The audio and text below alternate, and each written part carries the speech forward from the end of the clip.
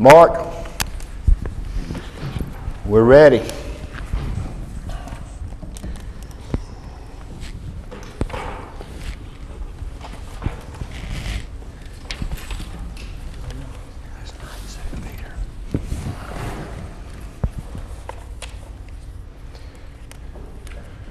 Test 1, 2.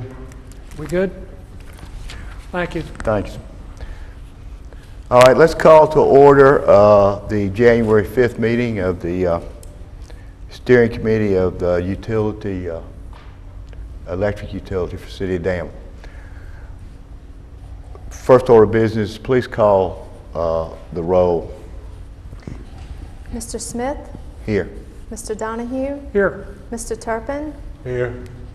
Mr. Shanks? Here. Mr. Gilstrap? Here. Dr. Miller? All right, thank you. Next agenda item is a presentation by American Municipal Power on how electric power is acquired for Danville utilities. Jason, do you have an introduction for us? I'd like to introduce Mike McClure and Pam Sullivan from AMP. They'll be speaking today on how Danville gets its power and how it's delivered to Danville. So, Pam. Thanks, Jason. Good afternoon. Pleasure to be here. Good afternoon. Good afternoon. Yes, Jason had requested that we present to the steering committee here a little bit about power supply. And I know that my colleagues were here about a month ago, I guess, maybe a little over a month. Talked a little bit about your power supply portfolio. And he asked us to talk more about how power is procured and dispatched and scheduled.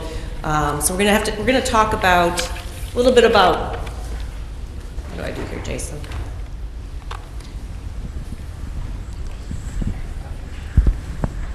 Sorry.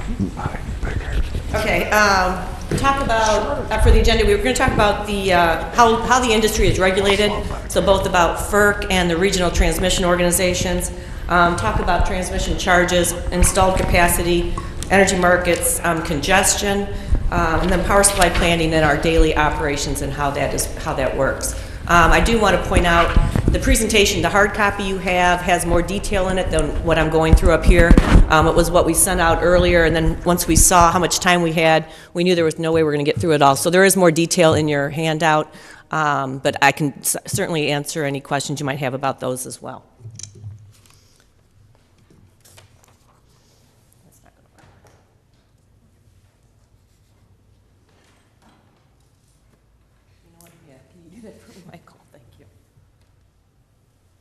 Okay, power supply basics. Does this work? No. Okay, on the left side here, we have the generating station, which is in black. In general, those rates and the sale of those terms out on the grid, out on the market grid, are governed and regulated by FERC, the Federal Energy Regulatory Commission. Then from an environmental standpoint, obviously they're regulated by the EPA. The blue lines there is the transmission system. So the power is the voltage of the power is stepped up to transmission voltage to be able to allow that to be distributed long distances. That's typically 138 kilovolts or greater. The transmission is regulated by FERC with some authority regulated to the regional transmission organizations in some areas of the United States.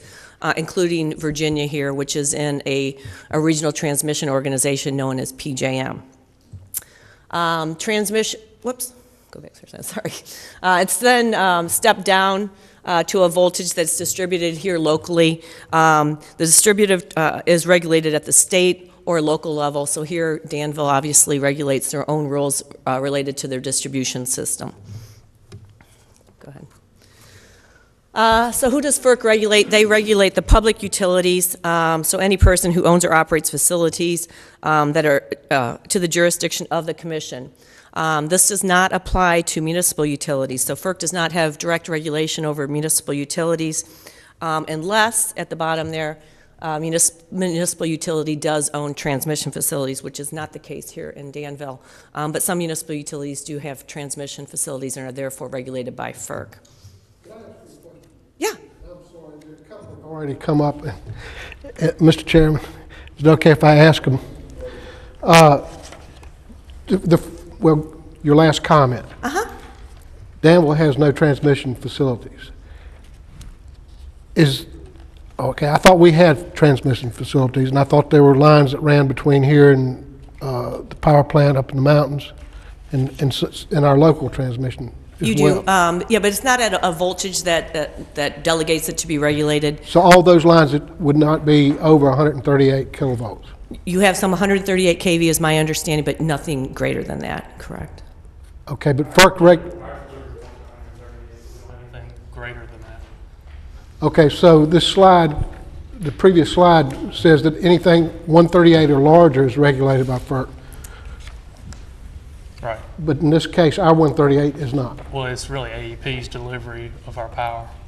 Okay, and going back to just one other question. You mentioned on that same previous slide that some regions of the United States have RTOs. Who determined who has RTOs? What regions? The, Who and came I'm up going to with- get into that actually, but You going to get to that? I am. Don't Is it let me- okay? go Okay. ahead. If you give me just a couple slides here. Can you get that fixed? Thank you. Yeah.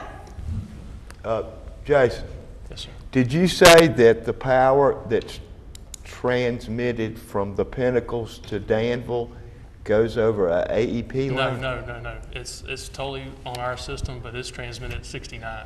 Our delivery points are at 138 from AEP, not Hydro. Hydro is totally on our system, not on. But that's AEP. 69, Right. the transmission line, The transmission line between Hydro and Danville is 69. and therefore not subject to FERC. Right. Well, I think it's got to do with interstate. As long as we're not interstate, we're not going to be regulated, no matter what size KV. Would that be correct? Right. Okay. Excuse me, Pam, go ahead. Okay, so to your question, so back in 1998, I believe it was, FERC issued a couple orders, 888 and 889, and in those orders, they suggested this concept of having independent system operators. And the reason for that was to be able to have a way that there's non-discriminatory access to transmission. And we were proponents of this because we were being treated unfairly by transmission owners. The transmission dependent utilities, municipal utilities, where we really had no control over the rates they were setting. There were pancaked rates. So if you moved power over more than one transmission system, you would continue to get charged by each transmission owner. And this was to do away with that. There was going to be fair rules for everyone. There would be no pancaking of transmission rates. And that was the concept. In 2000 then, FERC passed an order actually encouraging the voluntary formation of regional transmission organizations. And then individual states, so the State Utility Commission would allow regional transmission organizations in their state. And then each utility voluntarily decided if they wanted to be part of a regional transmission organization or not. So here, APS elected to be part of the PJM Regional Transmission Organization. So it really was a state determination, and then the utilities could voluntarily participate or not. So how did Danville become a volunteer of this? Danville didn't. It was you're subject to PJM. You're part of PJM because of your connection with AEP, your interconnection. It was AEP's decision. Question, maybe I'm getting ahead of you. I'm bad for that. Yeah. But if we was able to acquire a supply, say from North Carolina or even within the state of Virginia, would we still have to go through PJM to dispatch it, transmit it, and pay the congestion charges, et cetera? Today, you mean? Yes. Yes, you would. You're in PJM. You're connected with AEP, so you would have to go across the PJM I system. think he's asking a different question. Okay, He's I'm sorry. asking if we went 5 miles across the border and cut a deal with, say, Duke. And interconnected directly with Duke? Or interconnected within Or the is state any- of Virginia, Old Dominion? Well, that's different. Oh, yeah. If we want to cross into North Carolina, which is not part of PJM, that question, we would then be severing our relationship with the RTO that is currently providing us power, because our power would be sourced out of North Carolina. Well, what if it's only part of it? Part of our supply? That's still doable. If you did part of your supply, so you'd have to physically build an interconnection, a transmission line between Danville and Duke or whoever in North Carolina to be able to do that. If you did only part of it, there's complications there with, you're basically now interconnecting AEP and Duke through Danville's system. So there's technical complications with that. So you would have to have the agreement of both of those parties to be able to do that. Well, what I'm getting at is we're looking for a lower price supply, and I think it's possible to maybe acquire that from Duke and maybe Old Dominion. And are we going to be restricted from not being able to do that? Or are we going to have to go through FERC and ask for variances and all that? I mean, is it possible, or is it just impossible?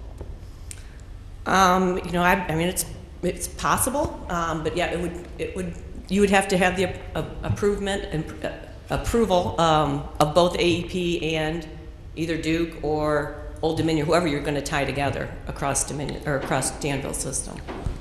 All right, thank you. Thanks. Um, Good question. Okay, regional RTOs, this is currently where they are in the footprint. As I said, they're not within, throughout the entire United States. You are part of the PJM, the section right here, this orange section. You have the New York ISO, there's a New England one, there's the Southern Power Pool, and then this is the MISO, the Mid-Continent ISO, which is where the Prairie State Project is located. And then these areas here do not have RTOs currently.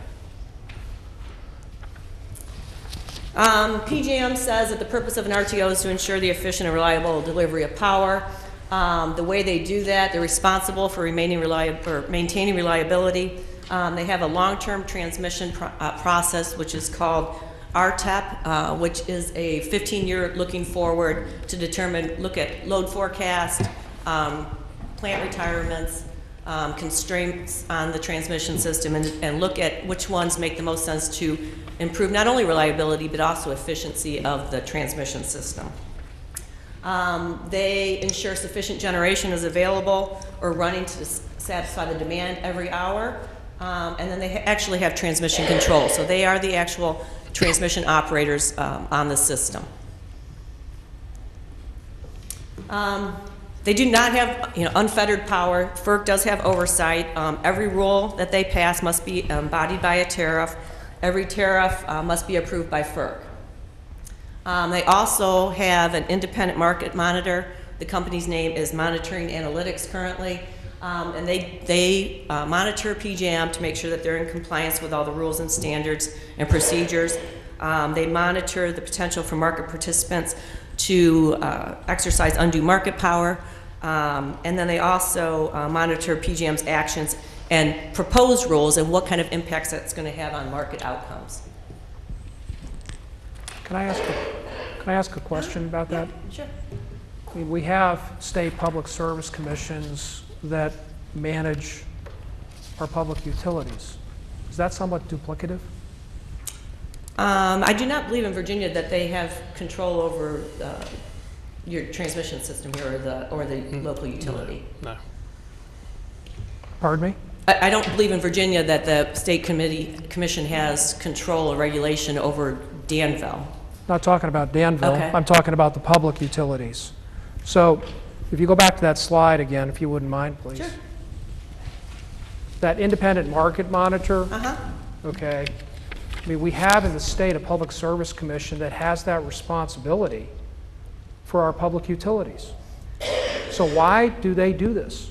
The market monitor, this is the PJM energy and capacity market that they're monitoring. Right, which Virginia is a part of. They are a part of it, but the state commission does not have jurisdiction over PJM or their functions. Okay, so this is an oversight over PJM? Yes, The market Really? monitor is an oversight over PJM, yes. And we pay for that? Indirectly, yes. It's a PJM charge, yes. Really? Okay, thanks. Yep. And let me follow up on that. That group or that independent monitor is monitoring that PJM is following PJM's rules? And that all the market participants I are didn't get following the that. PJM rules. So PJM, who makes the rules, needs somebody to tell them they're following the rules. And to make sure that all the participants are following the rules. That all the generators are following the bidding strategy rules and all the market rules. But then, again, our Public Service Commission, for our public utilities, is the authority for rate agreements within the state. At the retail side, Right. Right. So this is just at the wholesale side? yes, this is the PJM wholesale market, yes. Thank you. Uh-huh. Okay. Okay, typical PJM power bill, this is 2012 data. The energy cost is about 73%. The capacity cost is about 12%. Transmission and other charges, which is administrative charges, PJM administrative charges, ancillary service charges, is about 13.6%. The transmission and ancillary services, fixed transmission charges for Danville here are based on AEP system cost. So that charge is based on the tie line meter at your tie line meter with AEP on your annual system peak, which is called the 1CP, which is the one coincidental peak. In 2014, that charge was based on a peak that was set in 2013, which was July 18th, hour ending 1500. Your tie at that time was 205 megawatts. So your transmission charges for all of 2014 were based on that peak that you set in 2013. Your 2015 charges that just went into effect the beginning of this year were based on a peak that was set January 30th of 2014. Your Danville tie at that time was 229 megawatts. I believe primary part of that was the hydro plant was out of service, so was not able to peak shave at that time. So your charge, your transmission would be based on that for 2015. Ancillary services are charged by PJM. They're market-based rates charged based on monthly energy usage. And this down here is just a bar chart giving you an idea of what the transmission costs have been on a $1 per megawatt hour basis and projected for 2015. You really have very little control over this. This is an AEP calculated rate. The only way you can control this is, again, by reducing your peak during that 1CP, which your hydro plant does a very good job of hitting that historically. And how that works, Mike's going to talk about our daily process, but we send out an email giving you a forewarning that looks like there's going to be a peak coming up. We recommend that you run on such a day between such and such an hour. Yes. So PJM, if Danville wanted to do anything to reduce that peak, no matter how drastic, Yeah. PJM would have no say in whether Danville could do that. Correct. And extreme example, rolling blackouts. Nobody controls that but Danville. Is that true? I believe that's true. I mean, you have local control over your distribution system. Okay. And then there are programs, what they call interruptible load program, where you can get customers that agree that if you call them, they're going to shut down their plant or do something to help reduce your peak. And we do have members that do that. We have some of those, right? The other thing I will say that we do is AEP does this formula rate, it's called, for their transmission costs once a year. And we do hire consultants on all of our members' behalf to review those rates and attorneys to file interventions against those if we feel we find something that isn't appropriate. I can say we did that for this last rate, and we are in discussions with AEP currently over our review of that. So this transmission cost is not reviewed by our Public Service Commission at all when they go forward with their rate proposals? I'm not sure if they review that or not. Because it's not a retail I mean, cost. it goes to FERC, and FERC approves them. But your state Corporation Commission. Corporation, is that what it is? Yep. Would have the ability to intervene in that, just like we would. And I'm not sure if they have or not, or if they've reviewed it. We certainly haven't requested that. Yeah. Can we go back and talk about PJM and their independent monitor? Yeah. Is the independent monitor in any way examining the fixed transmission charges that AEP is charging us? I mean, because we're looking at a 50% increase in transmission charges from the 2011 and 2012 base. Yeah. That's ridiculous. And Yeah. and that really should be brought to our state Public Service Commission, and probably should have in this last rate negotiation. Do you know if there was any articulation on the behalf of AEP. municipalities during the AEP rate negotiations that just finished up? I don't Jason? know if it was brought I before mean, that's ridiculous. A 50% increase in costs. Now, we've just rolled over on that. Let me go back to the question. Did the PJM monitoring, No, this do is. they have any jurisdiction or any interest in the fixed transmission charges? No, this is a cost that's paid by the load-serving entities. So to my knowledge, I don't believe the market monitor looks into the formula rates of the transmission owners. So there's no regulation of the transmission cost of wholesale power. The regulation is at FERC, is at the Federal Energy Regulatory Commission. So they have to approve any rate increase by a transmission owner. So the utility is applies to FERC for a rate increase, and then FERC has to approve that. I mean, do you think 50% is justified? No, I do not. And you told me that you all are articulating on our behalf. We are. What have you done? We have hired I mean, consultants. And certainly hasn't done anything. We've Well- got a 50% increase. That's a lot of money. I totally agree, and it is, all we can do is look at the formula and say, yeah, this is correct, or this does not look correct, the way they are putting things into their formula and where they're accounting for things. Well, I think it'd be nice if our citizens knew that we're getting a 50%, I don't want to use the term, from our friendly AEP transmission provider. I That's agree, ridiculous. and there's very little you can do to control it. I believe, and you've probably touched. And they get a very large rate of return on that Well, investment sure they they put in do, transmission. because they're taking that tie up across all of their load. Mm-hmm. And that's an interesting little formula that they're using, isn't it? Jim, go ahead. I think FERC regulates what transmission charges AEP applies. And they have rate cases, and you can participate in that rate case just like at the state level for the distribution companies.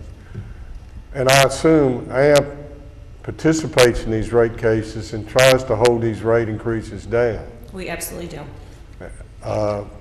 DAML, I guess, could participate individually, but it's very costly, but you're doing it on our behalf. We are, or your state commission could assist and do that, correct? And our Municipal Power Association, which we belong to, should be doing it on our behalf as well. So I assume they're trying to represent our interests. It would be interesting to know if they've done anything about this.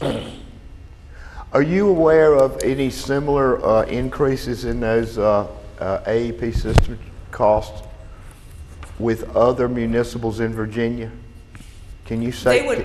They would all be subject to this AEP transmission cost. And would they have seen that same kind of increase? Yeah. Oh, sure. Yes. Unless they did something to reduce their peak contribution during AEP's peak. It's not like they've put any money So you in. could pretty much say that one size fits Everyone should all. be on your side There with would be this something argument. very Yeah, unusual that would have happened. You would have gone through a big peak shaving program. Right. Put some assets in place. Right.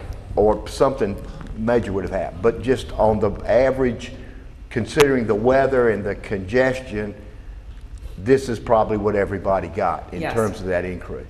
Yes. An And AEP not system. just municipals. I mean, every customer in AEP system is subject to this, yes. When did the increase go into effect? It goes 50% into effect January of each year. The 50% that Bill's talking about? Yeah, that 904 versus roughly $6 in 2011 and 2012, that's a 50% increase. Well, just between 12 and 13. Yeah. in transmission Well, I charges. guess what I'm saying is Which is- between 12 and 13, which was a major increase, Oh, yeah. it's a little surprising to me that we're just now identifying the major increase. I don't think reducing the peak would help us on that, 'cause this is a volume price, right, Jason? No, it does, reducing the peak helps The you. peak does help us. If you can see up there, because right now it's going to be based on 229 megawatts Instead of 205. instead of 205 for the But previous Well, year. that's a Which is- peak, but that's not a volume. It's cost per megawatt hour. Well, we've converted it to that, so that's taking You that, did? we've converted it to megawatt hours. Okay. Yeah, so that's taking that into account. So part of that increase in 15 is due to having a higher peak. But we could strive to take it back down to 200 or less and get the Right. savings back. Absolutely. Absolutely. If we can peak shave more, we can try to reduce that further, correct? Of course, this is just one part of the cost to get it here. We still gotta look at the cost of generation, PJM's cost. Yes, this is just AEP's So- transmission costs. Somewhere, That's- do you put all that together to give Yeah, us some we are. idea? Yeah, we're going to talk about Okay. that. Yeah. Well, thank you. This was very enlightening. One more question on that. Yeah. Okay, the charge in 2014 is based on a July 18th date. The charge in 2015 was based on a January 30th. Summer, It's the summertime. peak for the year. It was the peak, AEP's peak for that year, just happened to be in the winter because we didn't have a warm summer One year it last was in year. the summer, one was in the winter. Yeah, yes. Last year was the Arctic Polar vortex. polar vortex. Polar vortex and the cold or First cooler time, summer. first time we had a winter peak Yeah, in just about all 20 of it. years. Wintertime. And I was with a bunch of AEP people on that 30th, and it hit their whole system. Their whole system peaked. Just like everybody probably in Yeah. your group peaked. Right. So usually it's the winter, usually it's the summer. It Usually varies. it's the summer, yeah. Usually it's summer. This just happened to be winter, okay. Yeah. Okay, when an AEP annual system peak is. Excuse me, Yeah. the rates and the increase of rates, who makes that final decision? FERC, Federal Energy Regulatory Commission. Federal Energy Regulation, not Yeah, state, but federal. Correct, right. Thank you. Yeah.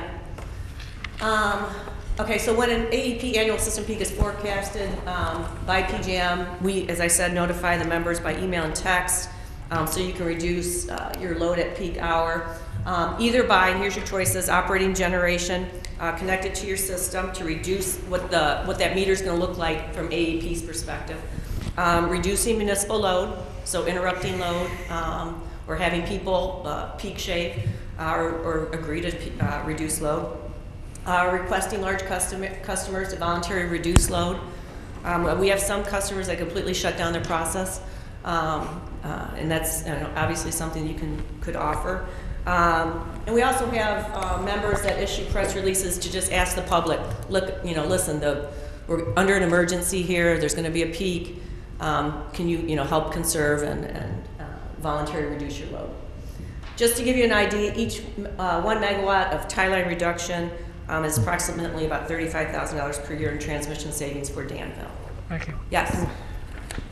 Now this just begs the question of, and we've never had the problem that we had of the magnitude that we had this past year. But these things that you have listed as suggestions, they would have been available to all utilities in the past, right? Absolutely. I mean, this is not new knowledge. No, and you guys are taking advantage, you guys are So doing our- this. So our utility company should have known that these suggestions could have been used. And you have been. I mean, you've been operating your hydro. I don't facility. remember getting a public notice saying, please try to use less electricity during January the Well, we 30th. we did send out press releases, and we did have industrial customers curtail their load. Industrial customers? Yeah, because those are the biggest ones that you can see the most benefit But from. was there one sent out to the public as well? Yeah, we sent out public notice through the press. And Does anybody remember that? we couldn't run hydro because it was out of operation because of upgrades. We can this year, so. Okay. Well, I'm sorry. No, you're fine. The point is well taken, though. The very bottom bullet is each megawatt is $35,000. I mean, it seems like we would be busting every gear trying to figure out where Turn to off cut. power. I mean, that one peak last time was 24 megawatts. More than the previous year. Thank you. It's $1 million. Okay, that was transmission costs. I'm going to move on to capacity markets now. Now, this, again, is a PJM market. Installed capacity, which is basically means you're going to have, you have enough energy or generation to meet the peak load. So PJM makes sure that there's enough generation out there to meet the peak load of the whole PJM system, plus a reserve margin, which is around 15% currently. Prior to deregulation and the formation of these RTOs, each utility was responsible for that, for having enough capacity to cover their peak. PJM has that responsibility. Again, they do not own any generation. So what they did is they formed a new market, this capacity market, which is called Reliability Pricing Model. It started back in June of 2007. And this is ongoing rule changing that they do. But they are proposing some rule changes in light of the polar vortex last year that will increase capacity costs. There's no doubt about it.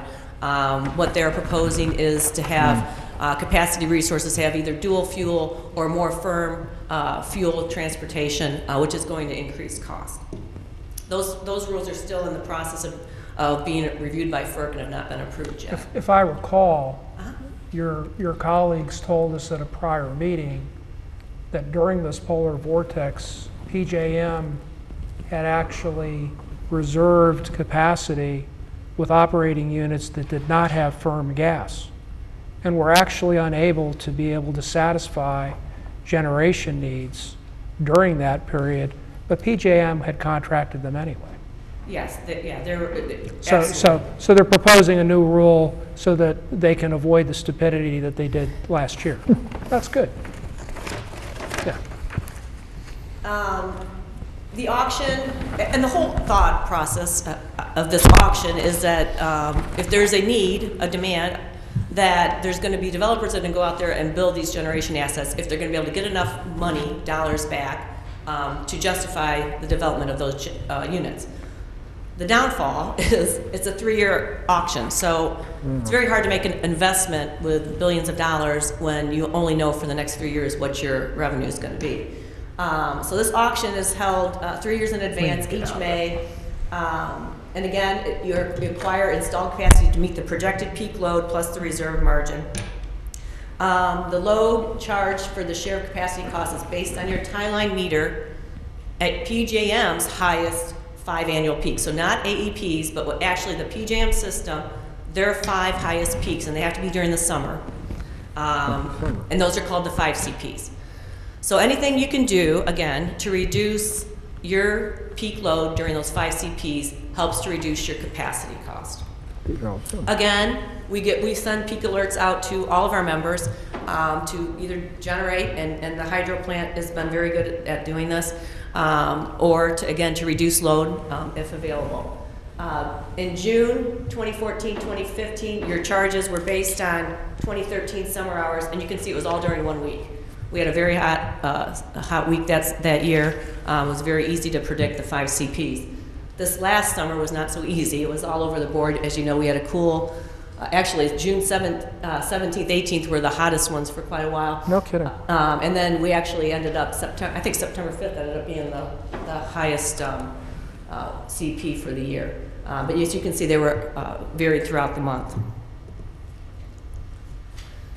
Again, when a PJM 5 CP is forecasted, AMP notifies members by email or text so that you can take action to either reduce load or to peak shave. You also receive credit against your capacity charges by selling capacity from your generation projects into the RTO. So assets that are in PJM are sold into PJM in these auctions. Assets that are in MISO are sold into the MISO auction, and then you get the credit for those to help offset your cost. You also can do demand response.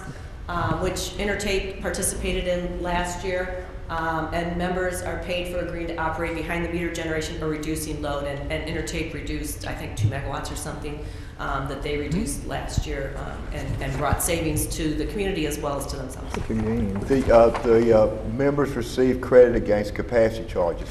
Do you all administer that? Well, yes, we sell into the auction, and that capacity is then received credit on our PJM bill and then is credited to all the members. Is that on a daily basis? No, it's a monthly bill. So every month you do it? Well, the auction's once a year, and then you get a credit every month So from auction your is, PJM bill. auction is once a year in monthly increments?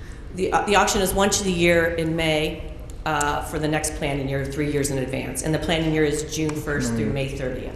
Okay. And I got a chart here that shows that.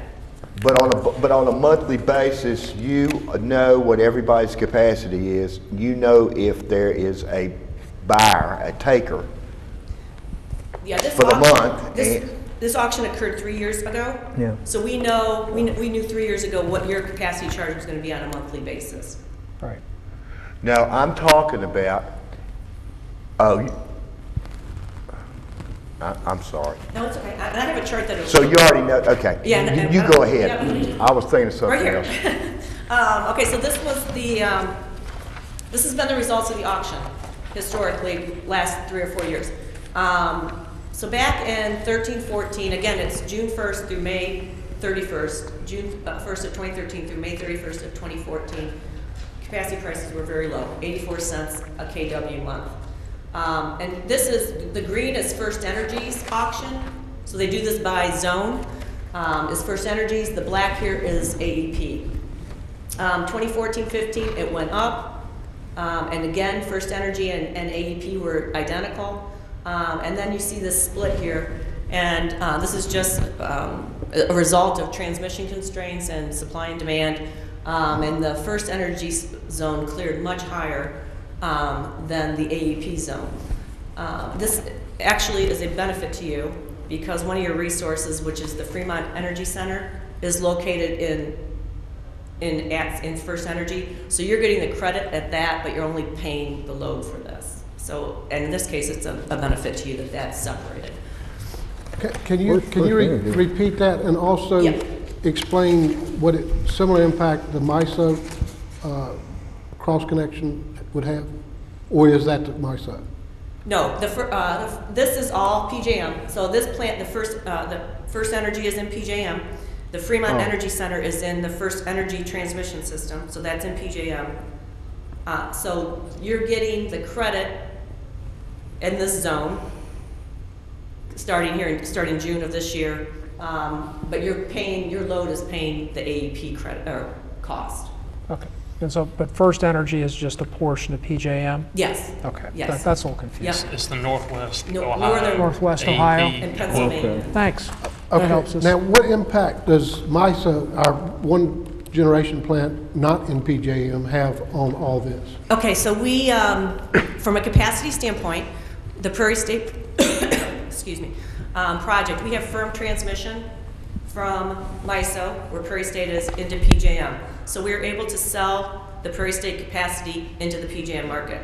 So you get this value. Is that correct? Is that what it was for? You get that value for Prairie State.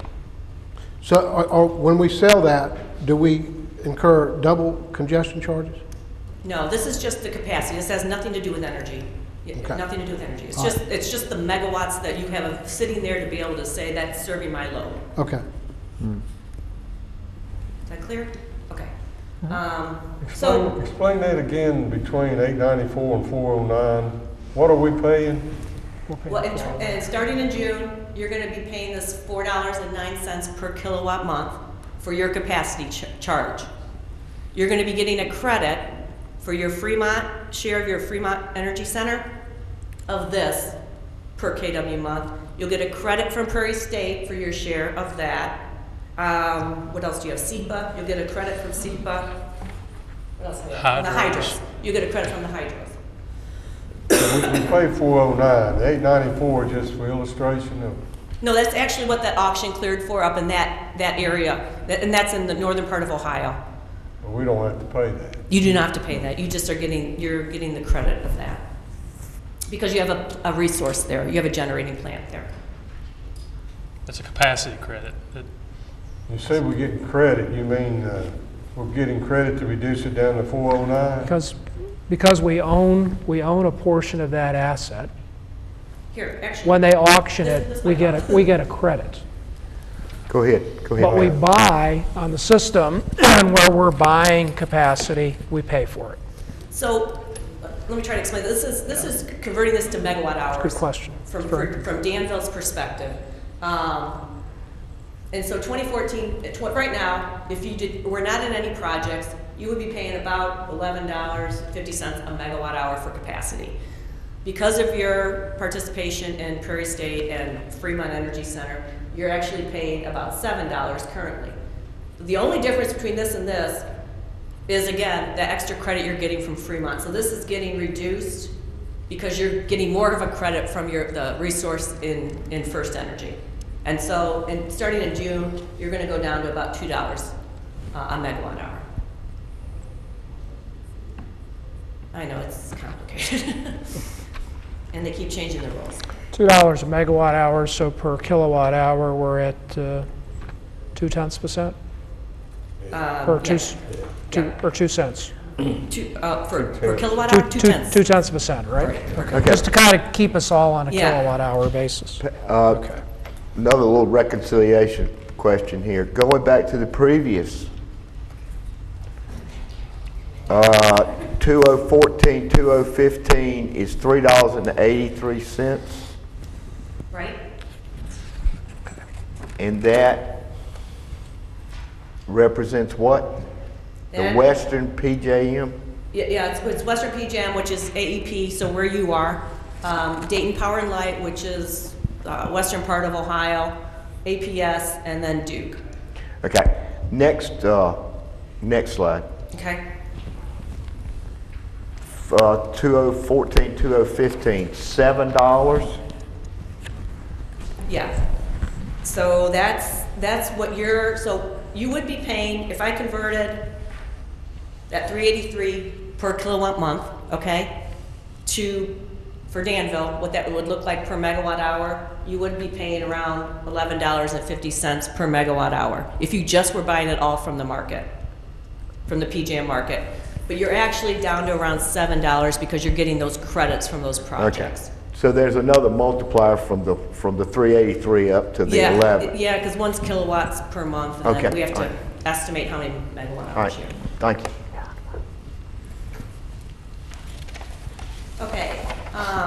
Okay, so that's capacity market. So let me go back here just for a second. So right now we know to get to your question, Philip, that right now we know what your capacity charges are going to be through May of 2018. There's going to be an auction in May of this year, which will then set the price for 18-19.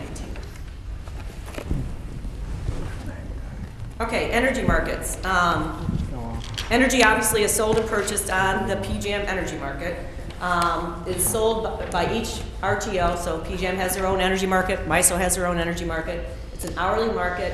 You can also buy energy bilaterally, which you have done. You have some bilateral long-term fixed price contracts, which takes you out of that hourly market. The energy market, there's two markets. There's the day-ahead market, and then there's the real-time market. The day-ahead is obviously clears today at 4 o'clock. And so then we know the prices for tomorrow, day ahead, on an hourly basis. There's also the real-time market, which is set every 5 minutes, but then it's integrated over the 60 minutes to get an hourly price real-time. Okay, the energy market is a marginal market, which means the marginal cost is the cost to produce one additional unit. This capacity market is also a marginal market. So the last generator they need to meet the load, whatever that cost is what the cost is for all the generation that bid lower than that as well. So that's the same in the capacity market as well as the energy market. So an example here, if the marginal cost of the last clearing price to meet the projected load was $50 a megawatt hour, all the accepted bids by PJM would then be paid 50 megawatt hour, including our plants, even though, let's say, our cost is only $40 a megawatt hour, we still would get paid that $50 a megawatt. So, And this is one of the things that the market monitor watches and makes sure everybody's actually bidding what their costs are, you know, that their fuel cost looks So- reasonable and. so you're telling me that the marginal market is set where the highest bid determines the clearing price? Correct. So they will award the lowest bid first, and they keep awarding up until they meet the load, and then whatever that price is for that unit is the clearing price that all those units get paid. Amazing. Enron. How do areas run that don't have these? They don't have RTOs? Yeah. They do, it's all a bilateral market. They do bilateral deals with, like we used to do. You would just, you know. So if you had get a to- bilateral if- deal, and then you would get a point-to-point transmission, and you would schedule it, and you would supply the power. Supply the power. So is this working better than that used to work? I mean, the problem we've got is, you know, we're not competitive with our southeastern neighbors. We're not even close to being competitive. I do not think it's working effectively, no. It's not, is it? And it's So ever-changing rules that are very convoluted, and it's, I mean, the foxes run the hen house, from what I can see. yeah. It's incredible.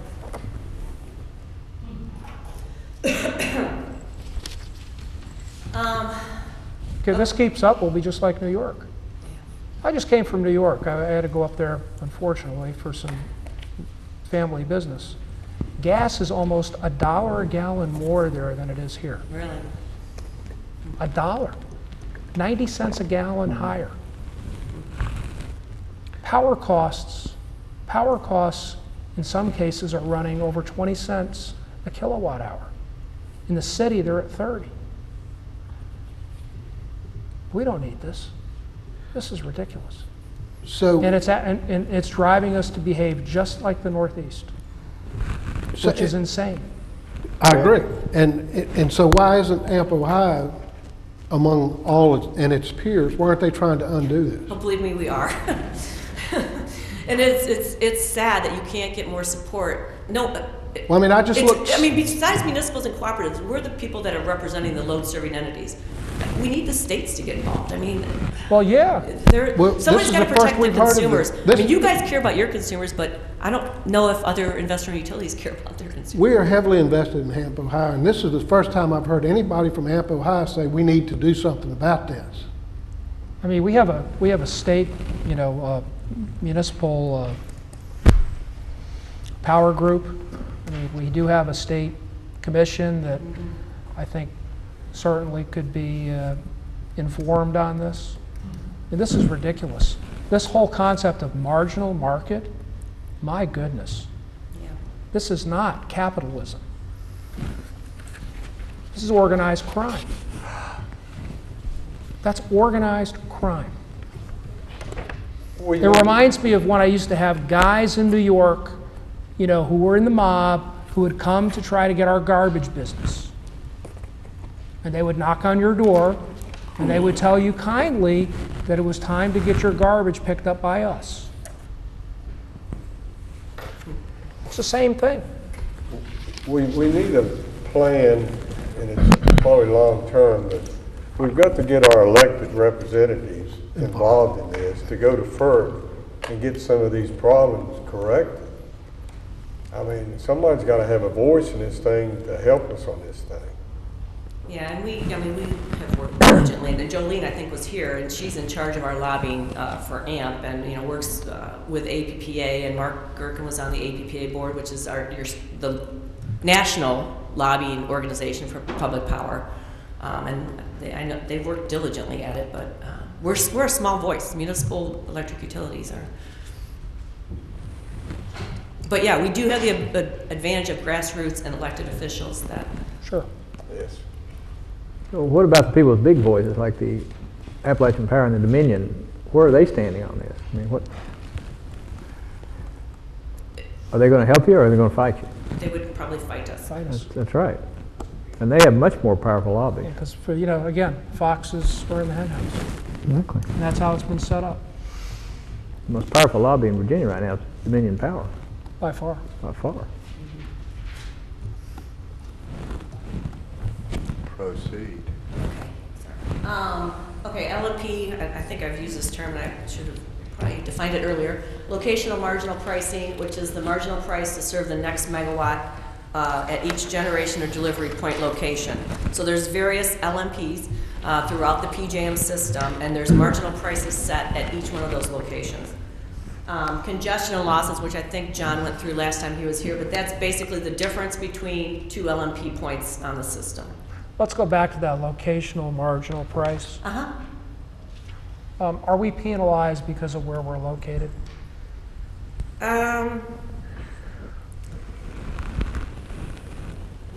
What would you say to that? Compared Depends. to Ohio usually has lower LPs than Virginia. Virginia has lower LPs than, say, New Jersey, Delaware, Pennsylvania. so. Has to really do about the load and the generation at each area Yeah, of the transmission around but it. Virginia's been stripping generation capacity out. Yeah. So I don't know, I believe we're a net importer of energy now. So I would assume that that's not positive for No, us. that would increase your LMP, yes. Okay. So yeah, congestion is then the difference between two LMP points. We talk about hubs sometimes. And those are liquid points on the PJM system where you can make trades or transactions. And basically, that's a collection of LMPs averaged together.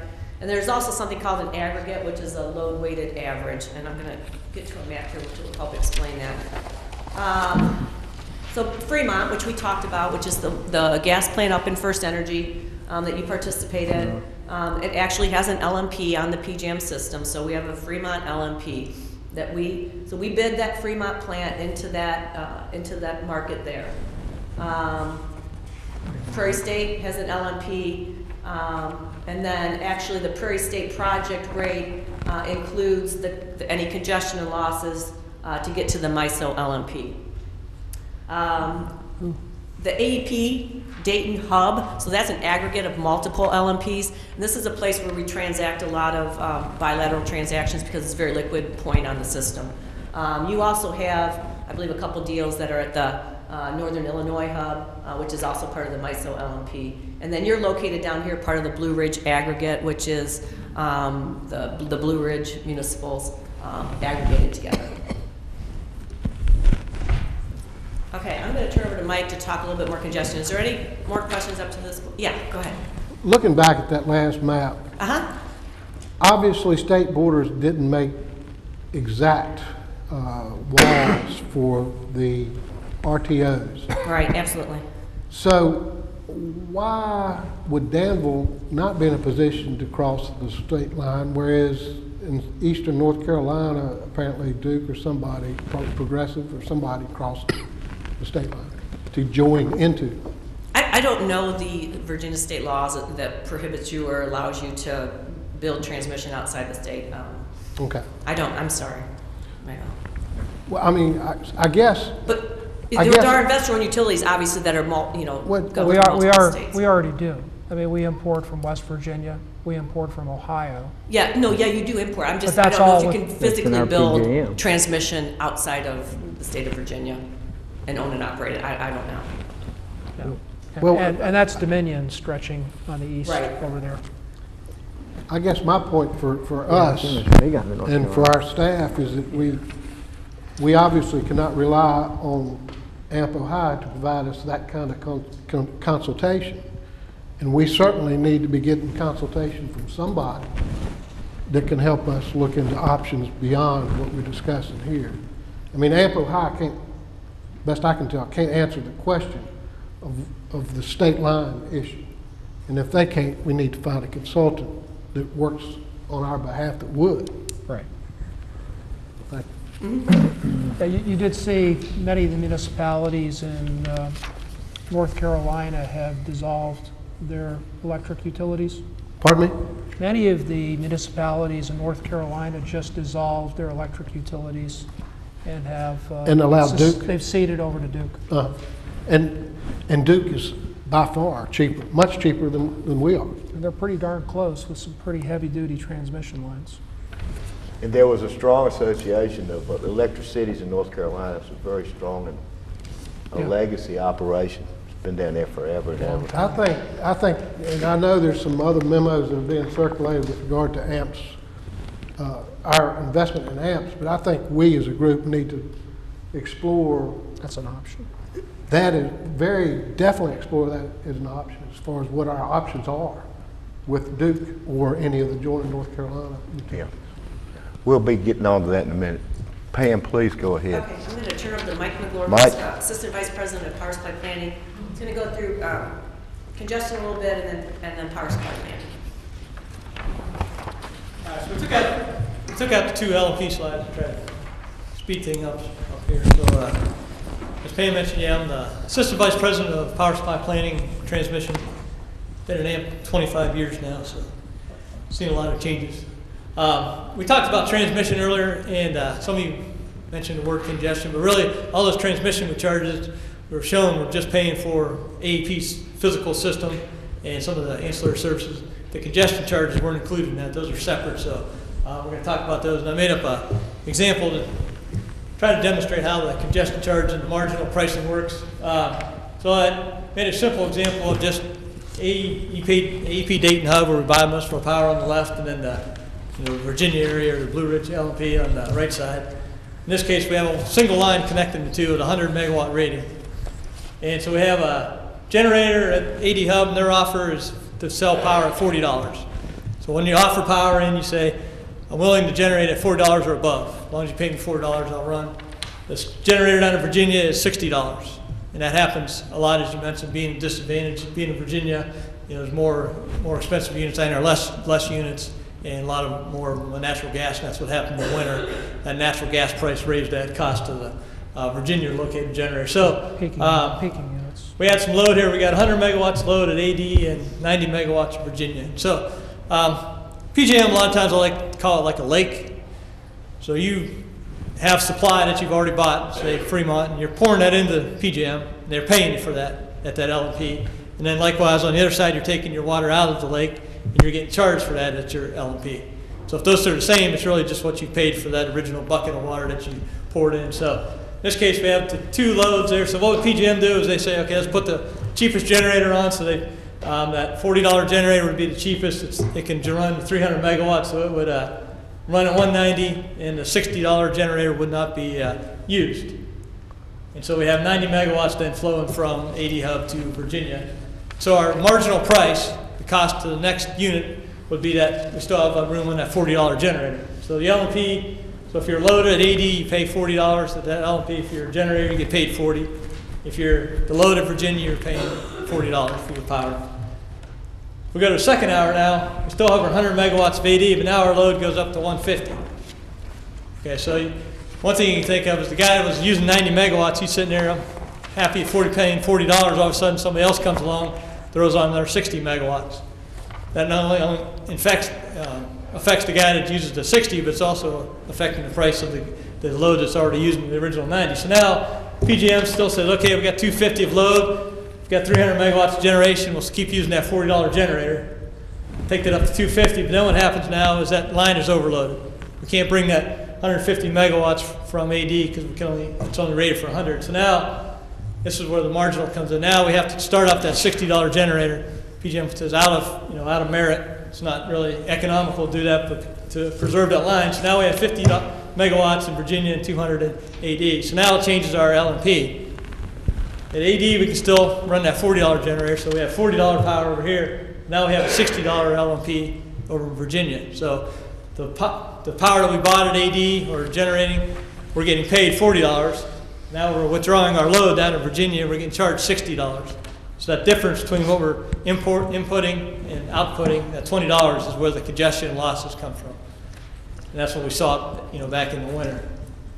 And so, if we go back to that map, when we look at buying power, we say, well, let's just buy power out of Virginia, so we don't have to worry about the congestion. But when we go out to the market, somebody's going to say, well, if I'm a marketer selling power, most of my deals are going to be at AD, so I'm going to have to charge you, $15 to sell you at Virginia. We have to say, okay, is it worth paying 40 AD, taking our chances on congestion, or should we pay 55 and not have to worry about congestion, but then find out maybe we overpaid for that insurance? So that's a decision we have to make all the time when we're either building, generation or going out and buying power. Okay, Question. Go ahead. Going back to your first or second slide on the on this LMP example, can you again explain why Virginia is higher in generation costs? Yeah, mostly because And when we say Virginia, we're talking about APCO and Dominion and. it's mostly, just about all three of them. Dominion, especially, and then AEP, goes back and forth depending on how their system, is not constrained by tie lines in the whole AEP system. A lot of times cheaper than Dominion, but when we have constraints on the transmission, then the Virginia area of AEP, it tends to be priced up closer to the Dominion area. But mostly because Virginia doesn't have as much generation, so we're importing. Has that always been the case, or has that been recent development? It's more recent, especially Is that due to coal plants closing down? Yeah. Yes, sir. That's mostly what that's due to. Yeah. So that's one of the disadvantages we've seen of moving into the RTO world. Yeah, that's a point I just wanted to know because I'm kind of a coal kind of guy. So as Dominion's has announced some gas plants and stuff, so some of those start getting built, that'll help the generation situation, but also will still be dependent on the price of natural gas, to deliver to a Virginia plant versus to deliver to a Western Ohio plant. So. Does it matter to the IOUs to have generation in Virginia? Given the economics of all of this we're talking about? Yeah, so if you were going to build a generator, if you were an independent builder, then you say, well, Virginia's going to give me more lucrative, LMP, so I should get more, revenue if I build it in Virginia versus Ohio. So they're going to, tend to build something in Virginia. Up to a point. Yeah. And then there's a break even. Right. So we're constantly supplying supply and demand, looking for that equilibrium. Right. So at this point, the reason why you may be seeing a lot of talk about pipelines in Virginia and trying to get shale gas to Virginia is to build these gas plants because there's a gap in the market right now. Right. Is that, Yes, you're right. saying that correctly? Yep, exactly. Okay. And then if you build too many plants in Virginia, then all of a sudden it's going to flip around. And then, then you're going to be on the then you have to face oversupply side. the person that built their generation thinking they're getting $60, and now all of a sudden it's going to get 30. So just to clarify here, in this congestion example, marginal pricing is used in this case as well. Yes. And so the other thing you could do to relieve that LMP is build a second transmission line. Right. So if you had 200 megawatts of transmission from AD to Virginia, then in this example, you could get all 250 from that $40 generator, keep the LMP at $40. But PJM would own the line, right? No, PJM doesn't own any lines. That's up to either AEP or Dominion or some independent person to build that transmission line. And then you pay It's them. AEP or Dominion. So that's another battle we have. Is, Up in northern Virginia. Yeah, could you repeat that? Repeat that. about building transmission. About who owns the transmission line. Yeah, typically PJM will do the planning, but then AEP or Virginia is going to build it. So the generators and their transmission subsidiaries own the transmission line. Yeah. Right. So PJM is not an honest broker in this. They're not. They don't own these things. They do not own And assets. there is the profit motive is for the AEPs, the big IOUs, which are transmitters, they're transmission business and they're in the generating business, to allocate their assets among transmission and generation in order to take advantage of these little anomalies in the market. Right. Is that fair to say? Yep. Okay. Let's make sure. And that's where, we talked originally about the transmission going from $6 to $9. So if AEP would build a line, that would go into that numerator of that transmission formula. And so, right now they're getting about a 12% rate of return. And so we might relieve our congestion on one side, but we'd also have a higher transmission rate to pay for that line there. Right. So if you look, looking at historical congestion, as I mentioned, the challenge we have is, is where to buy our power, and as well as what insurance, we can put on to protect against congestion. So if you look at historically, the congestion's been less than $1 to move that power from AD Hub to the Blue Ridge LMP, other than last, winter when we had the polar vortex, and most of that came from the natural gas constraints, limiting the amount of natural gas that can come down to the Virginia generators, causing their cost of generation to be a lot higher than the cost of generation in Ohio, causing that congestion. So, when we look, I guess we'll come back to this chart in a minute here, but the next thing we have to ask is, well, how can we protect ourselves against congestion? And there's really the main tool that PJM has is a FTR. It's called a financial transmission right. And it's really a financial product. Doesn't really give you any rights, but so we can buy those. PJM sells them. They're in various auctions, and that really fixes your cost of congestion. So the FTRs, PJM has monthly auctions. They have one annual auction every year in April, and they have 3 long-term auctions every June, September, and December. So these are fixed periods when you can buy these. So you just can't go out tomorrow and say, I'm going to buy an FTR for February. You have to wait till the next auction comes around. So, so getting back to this previous slide here, the challenge is, okay, well, if we want to protect ourselves against congestion, how much do we pay for that FTR? If we go out and say, well, let's pay $2 because last January was $20. Well, that looked good in January, but then the rest of the 24 months, we only averaged 90 cents a megawatt hour. So we always, so our challenge, we work with Jason every month, is try to decide what's our maximum price we should bid on that FTR, not overpay for insurance, but at the same time protect ourselves. And so, as we mentioned, we work with all our members on a long-term. Every time an auction comes up, try to decide what FTR should we buy and how much should we pay, what's the maximum price we're willing to pay. Is basically how that auction works. And so the FTR market is really, there's a lot of financial players just doing this. They don't have any load or generation in the business. They're just out there trying to make money, trying to buy an FTR for $2 that's worth $3 later. So they establish that market. So that so where we are with Danville right now is we actually did a swap. So it's a little different than an FTR. We went out and we did a deal with NextEra Power out of Florida. They said for $2 they'll move our power from AD Hub to Blue Ridge for a fixed price.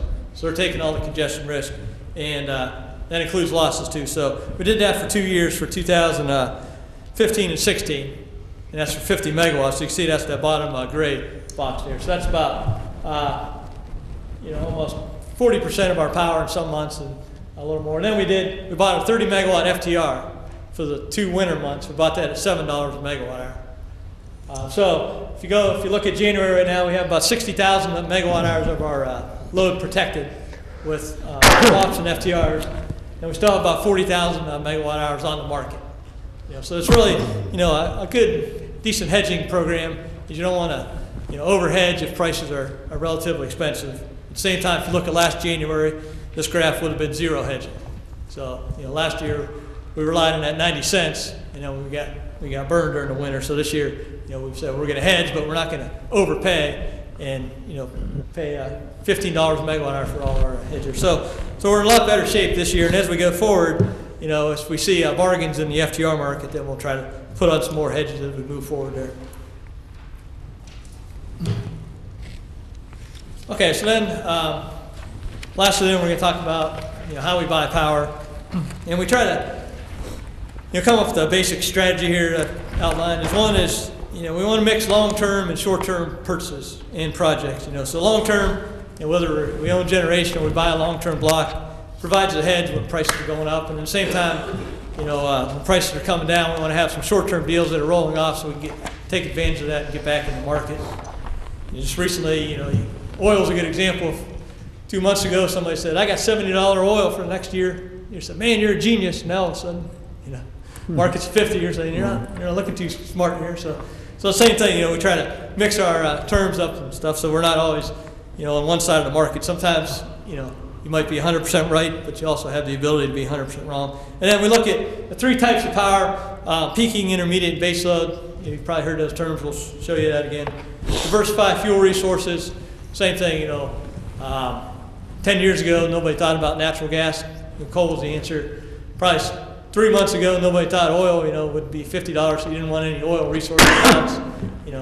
We don't have any oil resources in our portfolio, but, that's a decent fuel all of a sudden again. So same thing with hydro, protects us long term against any EPA changes. And then when we look at the last part of our portfolio, it's going to be on the market. So load's changing every day with the weather. So we try to maintain our plan about 10%, purchases on the market, and no more than 5% being long either. So sometimes you don't want to have too much in your portfolio, and then all of a sudden the market drops, and you bought power at $40 where it's only worth $30. You can only sell it back. So we try not to be too short or too long going into a year there. And I moved this slide out of order here just to show you what prices have done here. So this gives you a nice example these are marginal prices again. The blue is electricity prices, red is natural gas prices, and gray is oil. So going back to that marginal price that we talked about, usually that last unit that's dispatched in PJM is typically a natural gas fired unit. And so as natural gas moves up and down, that moves the cost of generation up and down. And so that likewise moves the cost of electricity. So you can see over the last 15 years, as the red line, natural gas has moved up and down. Likewise, electricity has followed. Oil used to follow, with natural gas, but after the recession, once all this Marcellus and Utica shale has been discovered, it's really changed the dynamics of the market. Oil still has somewhat of a finite supply, where natural gas is, keeps increasing the amount of supply. So they really don't follow each other as much. And so natural gas, if you look back, 2007, every time we bought a long-term deal, well, it looked like we were geniuses because the market was up another year. And that's one of the reasons that we did this whole portfolio approach.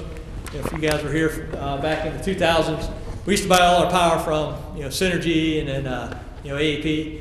And what happened is we had a $30 deal that would expire, and all of a sudden the market's 45. So the new deal we would have 100% of our power at 45. That deal would expire, and the next the market was 60. Now 100% of our power is at $60.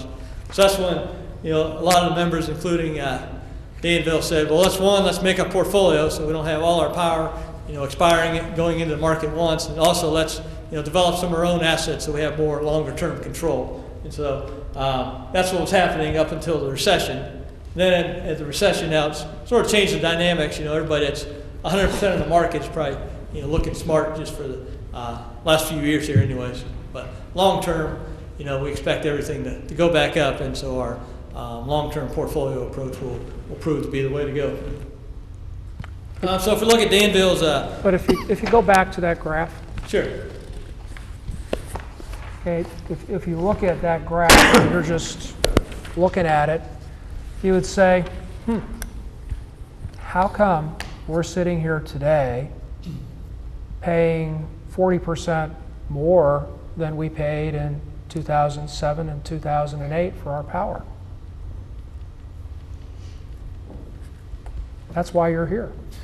I mean, we've got a real problem. If the average wholesale energy commodity price is $40 a megawatt hour, we've got a problem, okay? It says the investments that we have been making with you are well above that average price. Again, what Mike's showing here is just energy. A lot has changed. I mean, you got involved in PJM, you got involved in capacity markets, you got increased transmission that aren't incorporated into on-peak electricity. Yeah, that's just That's energy. the graph I'm looking at right there. Just energy. That's on-peak electricity. And again, tell me why we're sitting here today paying so much more when the price per megawatt hour compared to the 2005 to 2009, 2008-9 time period is basically back to where we were, in the early 2000s. Again, yeah, this is, I mean, isn't that an issue? well, this is, again, just energy. That's why A you're lot here. of things have changed in this industry since 2007. But what it says to me is we could have just kept buying. Well, you're still going to pay PGM, you're still going to pay capacity charges, you're still going to pay transmission, and all that has skyrocketed. Okay. But I've just been adding that up, okay? And you're telling me that that makes up all the difference? I don't think so. I don't think you want to go there, because it doesn't. Well, I guess you How much is our power going to cost from that hydro plant that we've just invested in? How much is of our power power going is to run bought per megawatt from hour? AMP projects, and how much is bought from strips and blocks? Is it roughly a third? Let's talk about the economics of each one of these strips here, okay? if you So can. we pay transmission congestion on everything. Here you go. Previous handout from you all. Does that help? Right, yeah, no, that's, yeah. Yeah, so we have, yeah, about, as Mike said, about half of your power comes from projects, half your energy comes from the market right now. Right. That black line at the bottom is an energy purchase that was done back in 08, so back when prices were high. The brown there is Prairie State, which obviously is a capacity resource, part of AMP. The white is a market product that that you negotiated with AEP, Right. which is a shaped product. Then the green up there is your Fremont Energy Center, which is a resource option that you participate with AMP. The purple hashed is a power supply deal, 7x24, a market purchase. Again, that was entered into back in 07, 08, 010 maybe, or maybe 10, 2010. I mean, just, And again, the green you know, is the Meldal hydro, green up hydro. and our average cost is what right now, Jason? $84. About 84? I think So that's go representative. back to that graph again, folks, okay? With your assistance, okay, with a market at a little over 40, we're at 84. But And that that's- includes your transmission and everything, your though, capacity yeah. and all your PGM charges, your administrative charges, all that is included. This is just energy. Yeah, Okay, capacity, transmission, everything. all right. Your number included all. Hmm? Your 84 includes all. Right. Twice. Or do you have a graph showing with it all together? Our total cost delivered here at the gate station compared to the past few years. Do we have a graph that shows that? I believe they showed it to you last time they were here. We can get you when it's not Yeah. in this presentation. It's about 8 cents though in that range there. Compared to what, 5 years ago, what was? Probably 6 cents or so. Which is the downside of deflation, I guess, is any investments that we made, you know, in the last 10 years really are more than the market right now. So, I mean, if we look at, you know, our capacity charge has been running about 0.07 a kilowatt yeah. hour. And then we look, well, let's call it 7 a megawatt hour.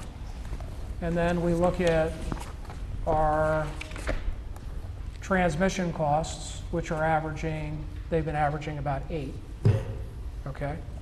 So I've got 8 and 7 is 15, right? And then I've got some other ancillary charges in there as well. Yeah, probably say between $15 and $20 a megawatt hour is probably all the PGM. Covers all that Yeah. stuff. So that still puts us at about 60 to 65 per megawatt hour. Yeah.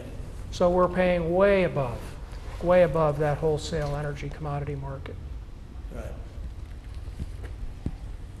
Yeah, you can't argue the fact that if somebody who's strictly 100% of the market. And right I now. understand that's a wholesale energy commodity market. And if we were to look at it within the PJM interconnect, it would probably be a different price. Maybe that's a national price. That's the 80 hub their price up. Pardon me? That's the 80 hub price. Okay, that's it. So, Yeah. so we're $25 above? Man alive. You have to wonder why we're in the business. That's why we're here. That's tremendously inefficient.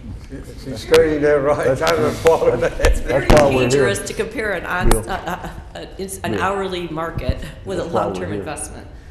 I mean, you made decisions for the long term. You diversified and made long-term decisions. I mean, it was. But they probably weren't the best decisions.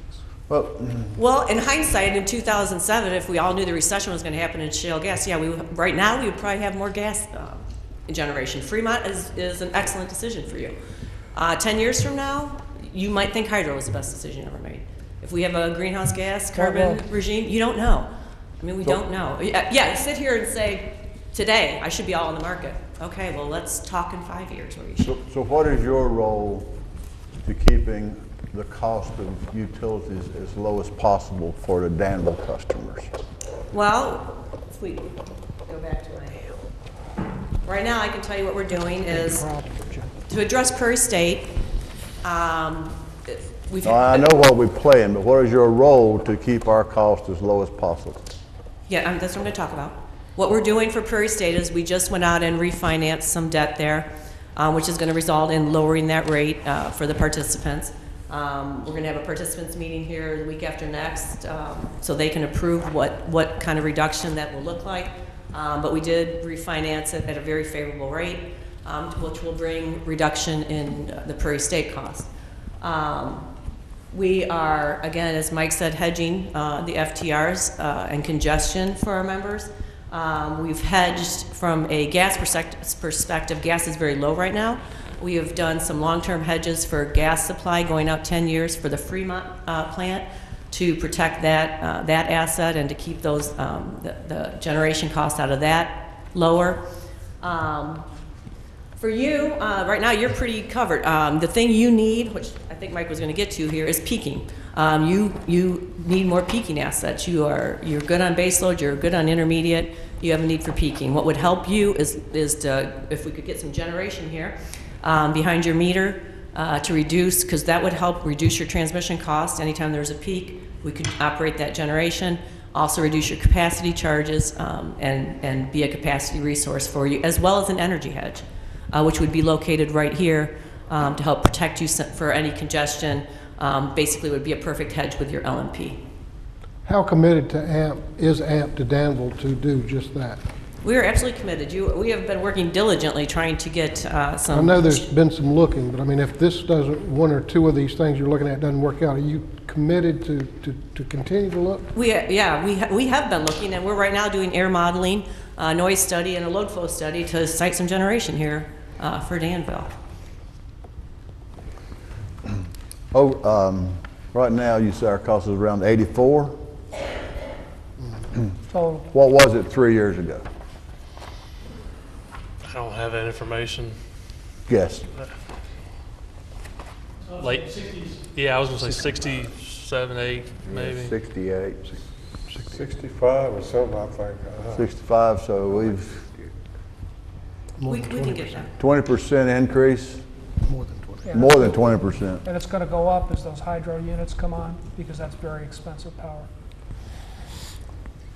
Long-term deal, understand. So But in the short what could we term, have it's done to gonna hurt prevent us. that? Well, exactly what you just said, long-term. Long-term deal. 80-year projects, they'll be You know. $30 a megawatt hour, if But, not you cheaper. know, 20 years from now, if we're still in the business, people will be thankful we have it, but it's going to cost out the yin-yang on the front end. And maybe we can do some But if debt we have- restructuring there too. Yeah. If we have a peak plant say in our behind the meter, you call it, then we don't have to go through the RTOs to schedule it and pay the transmission and congestion charges and all that on that? We do not have to do that. That's correct, yeah. If we keep it behind the meter, as you said, as I said, But- you would not schedule it into the RTO. We would just operate it based on, and keep all the generation basically behind your meter, so we wouldn't export out onto PJM. It would just reduce your tie with PJM. But if we connect to another supplier like Duke or Dominion, then we are involved in the RTOs. In Dominion you are. If you go into North Carolina and connect directly with Duke, they are not in an RTO there. Or not. Which is an option. Now, But if we were to build generation here, it would lower that 1 CP number from 229, last year was 205. And correct me, that number is used as a multiplier to calculate our capacity, right? right. They look at your 5 CPs for the capacity. Okay. So that's on the transmission side. So yeah. on PJM, that number is used as a multiplier to Now there's, build when we its own say, capacity. well, let's ask another question. There's we invest or there's us invest. What's the difference between Danville investing on its own versus being part of a deal where you make the investment? Danville could certainly put in their own generation, just like your hydro facility. But back to the scheduling, if you're making the investment, who owns the scheduling of that unit? We have other members that have coal-fired generation behind their meter, and we assist them with telling them when to operate those. Right, so you would actually schedule the unit. We would give you a notice that You would schedule the unit, correct? we would tell you when we think it would make sense for you to operate. That's called it. scheduling the unit, okay? Dispatch. So you- Dispatch. We don't schedule, we would dispatch. Right, you would say, please turn it on then. If it's available, please turn it on. Sure. If you want to lower your cost, Okay, yes. Okay. all right. So this is the chart that Mike was going to talk about. So the up to the yellow here is basically, this is for 2015, what projected hourly load data, your base load needs. Again, you are covered on your base load needs. This is your intermediate, which is a 5x16, so on peak hours, typically Monday through Friday. You have about a 37 megawatt need. You actually have 37 megawatts at Fremont, so that is your intermediate resource. It typically does operate like that. Comes on Monday through Friday, typically goes off during the weekends, and often comes off at night and then comes back on in the morning. And then this is your peaking need. You have existing peaking of about 26 megawatts. You actually have a need of about 89 megawatts. So that would be one area that would make sense to hedge that peaking need. Is that a similar issue with some of your other customers? Yes, in the we system? overall, and we actually, this long-term power supply plan that's talked about down there, Leidos, we did one back in August of 2014. And what we use that for is to give us an idea. We do it on an individual member basis. It looks 30, 40 years out. What's it look like that their needs are, and then we aggregate that together to get us an idea of what our needs are. But yeah, we have about 1,000 megawatts of peaking need throughout the membership, actually over 1,000 megawatts, that we are trying to address with multiple projects. Solar, behind the meter gas. We're also looking at purchasing an existing gas peaking unit. So we look at opportunities based on the resource type. Again, as I just said, base, intermediate, and peaking. We are in good shape on both base and intermediate from an entire membership perspective, but do have a big peaking need. So we are looking at new power supply projects, power purchase agreements from third party, block purchases, and then other firm energy purchases. On your analysis of the peak plant, whether here at Danville, I assume you're looking at other locations.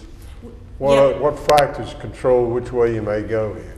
Yeah, we solicited all the members to submit potential sites. I believe there's 34 sites that were submitted. We hired a consultant. They went out and evaluated them all at Danville. There's the top 4 sites. They're Danville, Hamilton, Napoleon, and Bowling Green. I think you're the top site, or you and Hamilton are top 1 and 2 sites. But the goal right now is to develop all 4 of those sites. Yeah, due to you need 1,000 megawatts? Yes, You're and gonna so need- yeah, we'd only be able to put like 100 megawatts here. So we should see pricing from projects in We are hoping to be able to have, the feasibility study and cost estimates and everything by the end of first quarter. Okay. So when would a decision be made? We would, what the process is we would go through we're going through the air modeling right now, and the noise study and the load flow study. We have to make sure the transmission system can support it. And then they'll put together cost estimates and a feasibility study, and then we'd go out to the entire membership to see what interest there is in participating in the project. So I think you would see something by end of first quarter, early second quarter of this year. Would you repeat those four? Danville, Hamilton, Bowling Green, Napoleon. Napoleon. Uh-huh. Are these all gas? Yes, These would just be peak generation plants. just peakers, yeah. You're trying to put about 1,000 megawatts on, or? We're less trying than to, that? between that project I'm talking about, and then also we're working on developing solar. Solar. And then we're also looking at purchasing an existing asset as well. Right.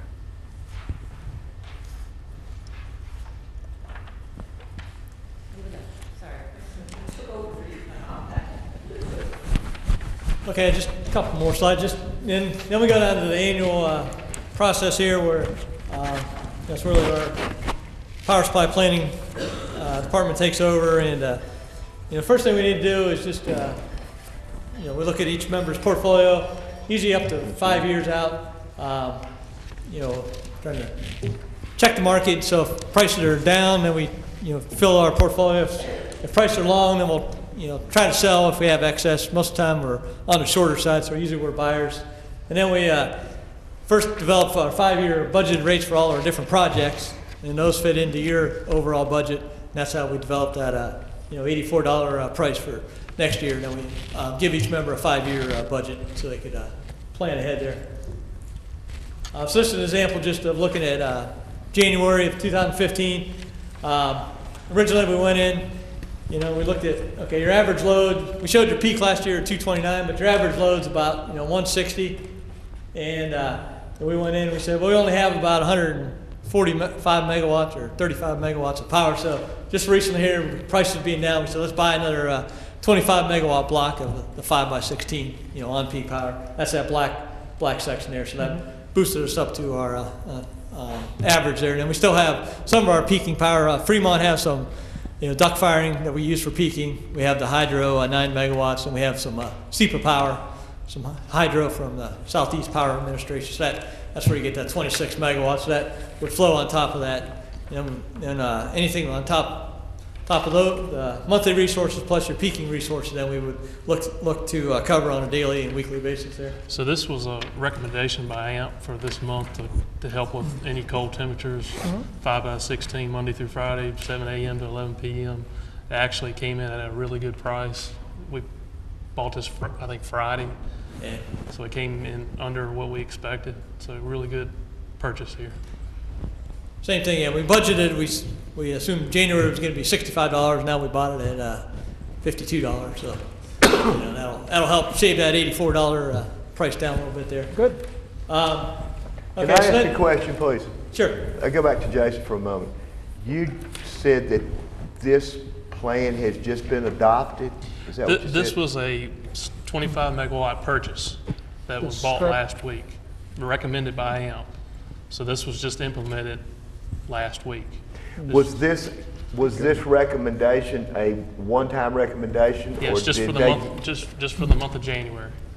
Actually, not even the whole month, the 6th through the 31st.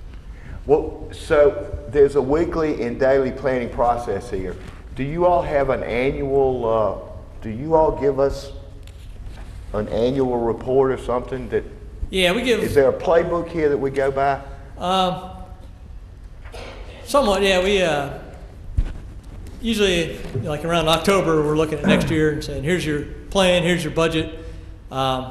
Here's what we expect to be short or long during the year. And then since prices took a big drop, right after Christmas there, we said, okay, let's tighten that January up a little bit. Let's reduce our, expected shortfall from the market. So. And that was the genesis for this purchase you're talking about? Right. So, Do we get a report from them on an annual basis as to what we should expect in the next year, Jason? When do we get that? Well, we can share that with the commission. We haven't been sharing it in the past. When does it come? I mean, what is it, a fiscal year or a calendar year or? It comes, so typically we do one in October, as Mike said, to give you an idea for your budget process. Right. For all of our members, and it's a 5-year, called a capacity plan, so it's a budget showing out projections for 5 years.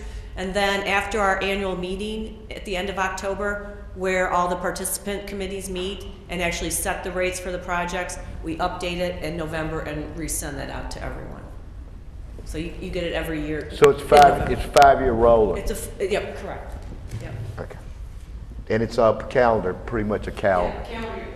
Okay. In your case, we usually give you a fiscal year one around springtime.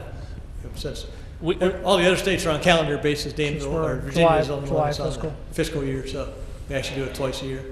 We need it to complete our budget. And I would assume the rate consultant is using that? Pardon me? I would assume the rate consultant is using that? Yeah. So you're amending it to make it align with our fiscal year? Right. Is that what you just said? Yeah. Okay. All right, thank you. Okay, and then finally on a daily basis, the first thing we do is Fremont's a little different than most of our other plants because it's dependent on the cost of generation each day based on what the natural gas price is. Pam mentioned we have some long-term hedge, but we also about 60% of our gas is on the short-term market. So then we're comparing the cost of buying gas, running Fremont versus buying in the market. So we do that first thing in the morning, make that decision, and then we go from there. So if we said, okay, well tomorrow, Fremont's going to be cold, so most likely Fremont's going to be cheaper than the market. So we're going to run. Fremont's going to generate at $40, and like we showed, the marginal is going to get paid $60. So that extra $20 comes in to reduce your cost of power.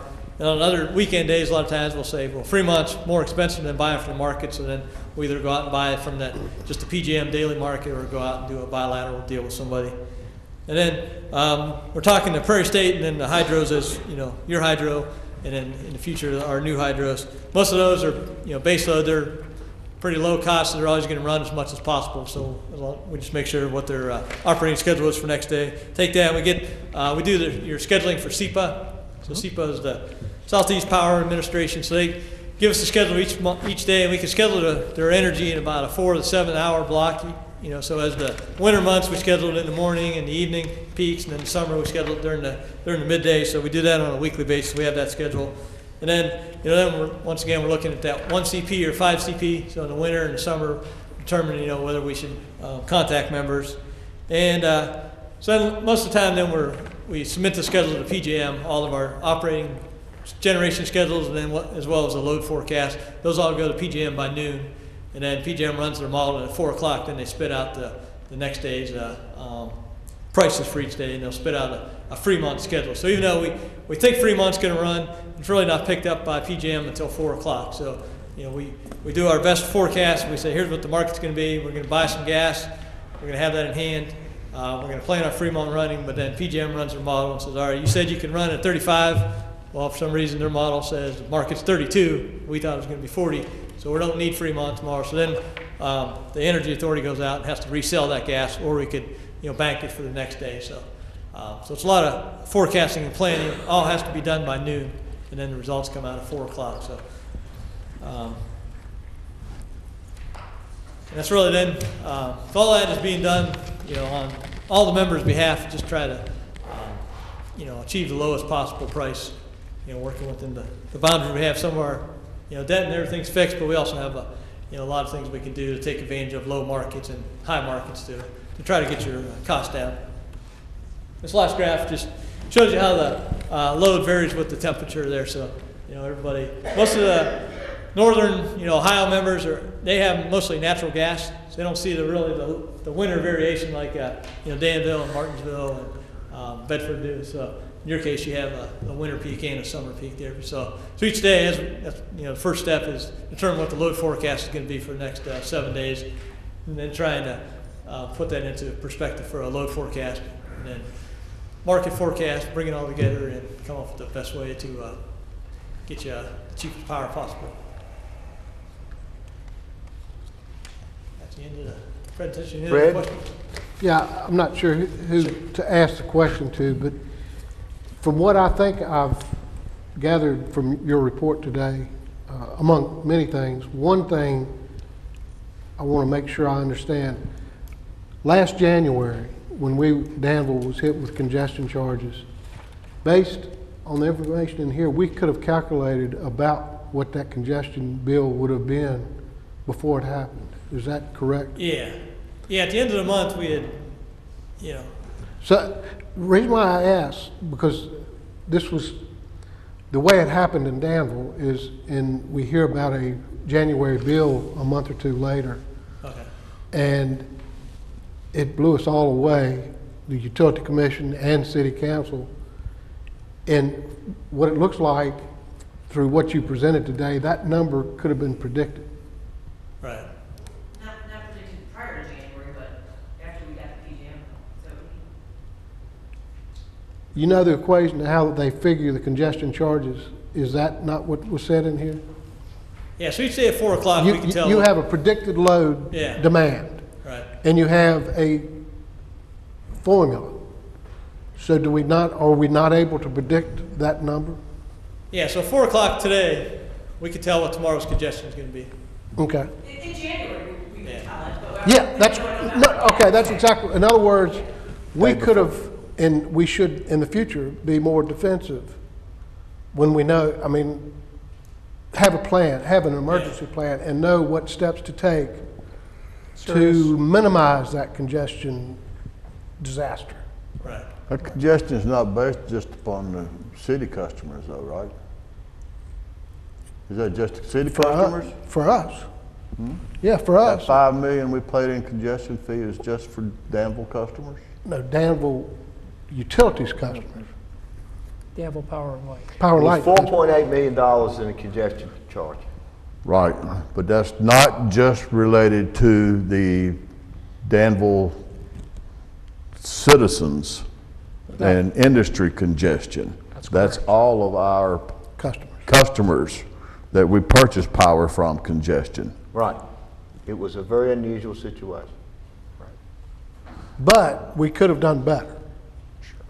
Well, from what I just heard said was that at 4 o'clock on the previous day, there was some indicator that told you what the orders were going to be for the next day and that there was going to be a tremendous congestion problem. Yeah, we knew the problem. And you There was knew no that that solution. congestion problem was going to create a charge. Well, actually, no.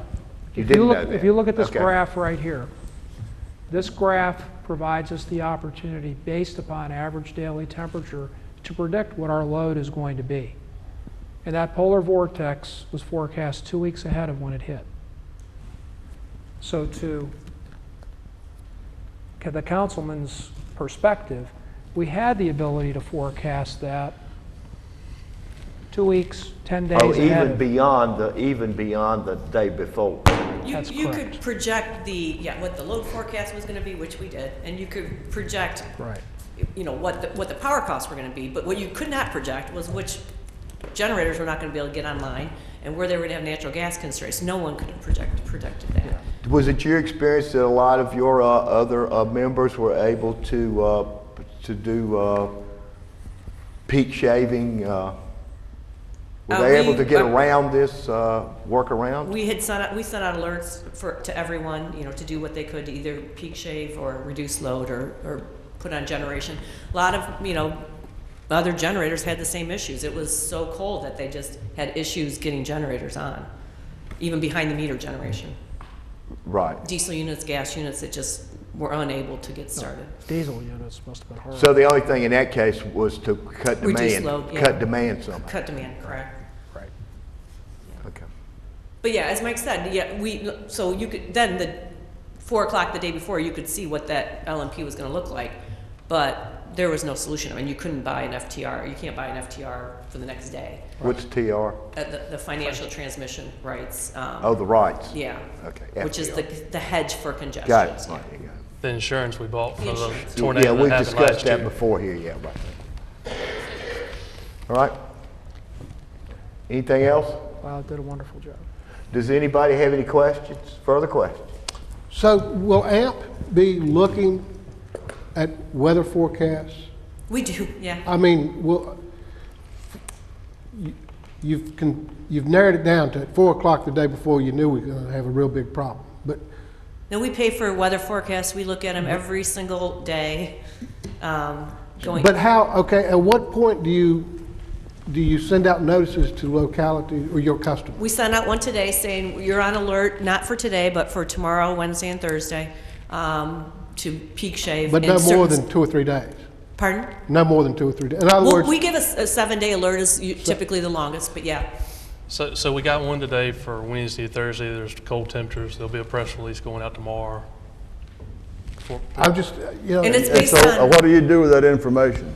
We warn our customers about cold temperatures and try to educate them on try to using their load or energy wisely. and it's all based on what PJM's load's gonna be. I mean, that's where you're impacted on the capacity side. We'll run Or AEPs, in Or- your case for transmission. We'll run our hydro facility as much as we can. Are we looking for a problem this week like polar vortex? No, nothing like Nowhere what we- near? Nothing like what we saw last year. But we're looking for a potential 1 CP in some areas, yeah. But back to Fred's point, last year, how many days in advance did we get that alert? I would say that I didn't I get think it. most of January. I would say a notice went out every Monday. Usually a notice goes out every Monday about the forecast for that week. Goes out to who? To the Media? members. To the members, like Danville. AMP has a operations center that monitors all of this. Okay, you get it. I get it. Our And then, our own operations center what do gets you it. do with it? We make sure that we have people in position where they need to be as far as our hydro facility, make sure But we communicate We to don't the people. notify our users. Our customers through the media, yes, we do. Pardon? We notify our customers through the media. Okay.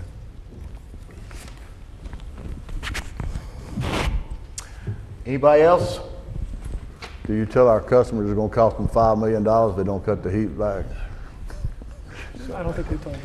Pam and Mike, thank you all very much for Thank you. coming and being with us today. Thank you very much for withstanding our peppering You did a great of job. questions. You all did a very good job. We do tremendous. appreciate it. Thank you.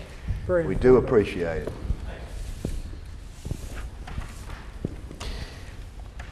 Next item of business, identification of, discussion on preliminary recommendations to the Utilities Commission and City Council. Mr. King was not able to be with us. He was going to speak on this issue a little bit. Do you want to start, Jason? I'll or- start the conversation. Wait. Mr. Chair, Yes. may I ask a question or two? Hold on a minute, Jason. Yes, sir. We have set February as our last 2 meetings, and I know it's for budgeting processes. I think that's why it was set up. Well, maybe it was for the rate study. I can't remember. The rate study will be presented at the February Utility Commission meeting. My point being is the next subject is very much a one-meeting topic, in my opinion, that should have had homework done before we got together. Receiving this and having not read it was poor planning, and certainly after all the time that we put into this, we certainly aren't prepared to come up with this working paper, in my opinion. I'd like to say this about that. I had talked to a couple of members of this steering committee. I did not talk to everyone, but talked to a couple off the last meeting, and there was some interest in starting this conversation today. And exactly the manner, the outline that we were going to use certainly was, and the one that you received today came from the city manager's office. But I sensed that there was a need to have some conversation, and that's why I put that on the agenda today. So Okay, my apologies. and I apologize, and if, you know, I'm not trying to get ahead of anybody here, and I understand that this is not the final exam. We're not here to make, to carve in stone, but certainly it was, I thought it was an opportunity for us to have, exchange some initial impressions and ideas with each other, at least briefly today. Another hour or two meeting. For some.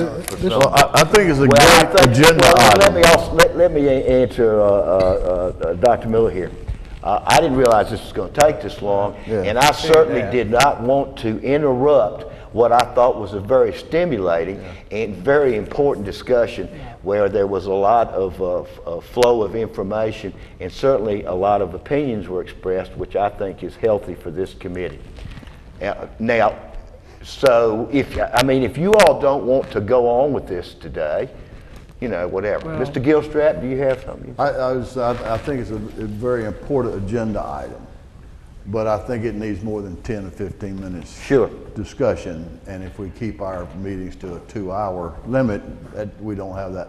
So the long. sense, So I think we need to carry it over to the next meeting, and I know that we just got this information, but that wasn't the purpose of asking for that to be on the agenda. And that was my point too. The purpose of that to be on the agenda was for us to begin discussions of all of our options. Very good. And I didn't know that the manager was going to summarize our options. I'm not sure he's totally summarized, and we may have some other options. I'm that's betting they're not.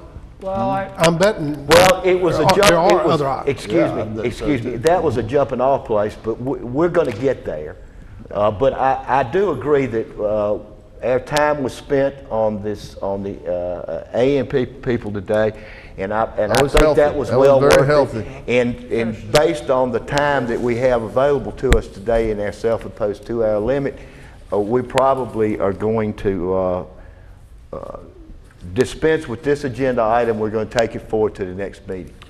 And one of our options, we could have an extra meeting. I mean, we don't have to wait till the next Sure. scheduled meeting. We can meet next Monday. Well, and we'll certainly look into that too, and I'll be talking with the city manager about that, and maybe I will consult with the. I'll tell you, I have a little bit of a problem with this. With Yeah, what? Well, The whole thing? I have a problem with, and I've let the city manager know. Reviewing recommendations at this time when we have not clarified what our problems are, Right. what the magnitude of the problems are, what the strengths are that our utility does have, what are the threats that we have, you know, to our business, and in other words, and what are the weaknesses that we are facing, and you know, taking this into through the strategic planning process, reviewing recommendations without going through that, in my opinion, is not placed appropriately in our timeline. And I let the city manager know that. I believe I got his concurrence, but I think he was trying to be responsive to us. So in his defense, he was providing what he thought was requested. Fred? Correct me if I'm wrong, was there not early on some discussion about Appalachian being a consultant, or at least providing some insight on some of this discussion? Does anybody else remember that? Jason, can you speak to that? A consultant in what regard, as far as? My understanding was Appalachian had in the previous times that Danville Utilities had looked at their utility situation. Appalachian had no interest in Danville Power and Light. And that my understanding was there was at least an open mind for some input and guidance from Appalachian. And I might have dreamed it, but I'm pretty sure I heard it from the manager's mouth. When you say input and guidance, could I rephrase that and say that there might be some interest Yeah. on Appalachian's part? And there is. And I thought I didn't dream it. No, and you I thought I didn't heard dream it. It was said. And I've heard that from the regional manager for AEP who covers this area. Well, that's another Well, we don't- discussion I would like to have before we go through this. Exactly. And as we continue with this, I'd like to say that I agree with Ms. Donahue that what we need to do is be thinking about not specific action bullets about we're going to fix this or do that. I think we need to talk about the larger pictures, and I've said it about 4 times and I'm going to say it again. How does Danville Power and Light, what's its relationship with its customers, its employees, its owner, and its suppliers? And I don't think we know what, as Bill says, our strengths and our weaknesses here are, and exactly what do we see? What is the vision? What are the values? And that's where we need to go. What's our And mission? we need And to we're gonna get determine- there. Determine our own Sure. pros and cons.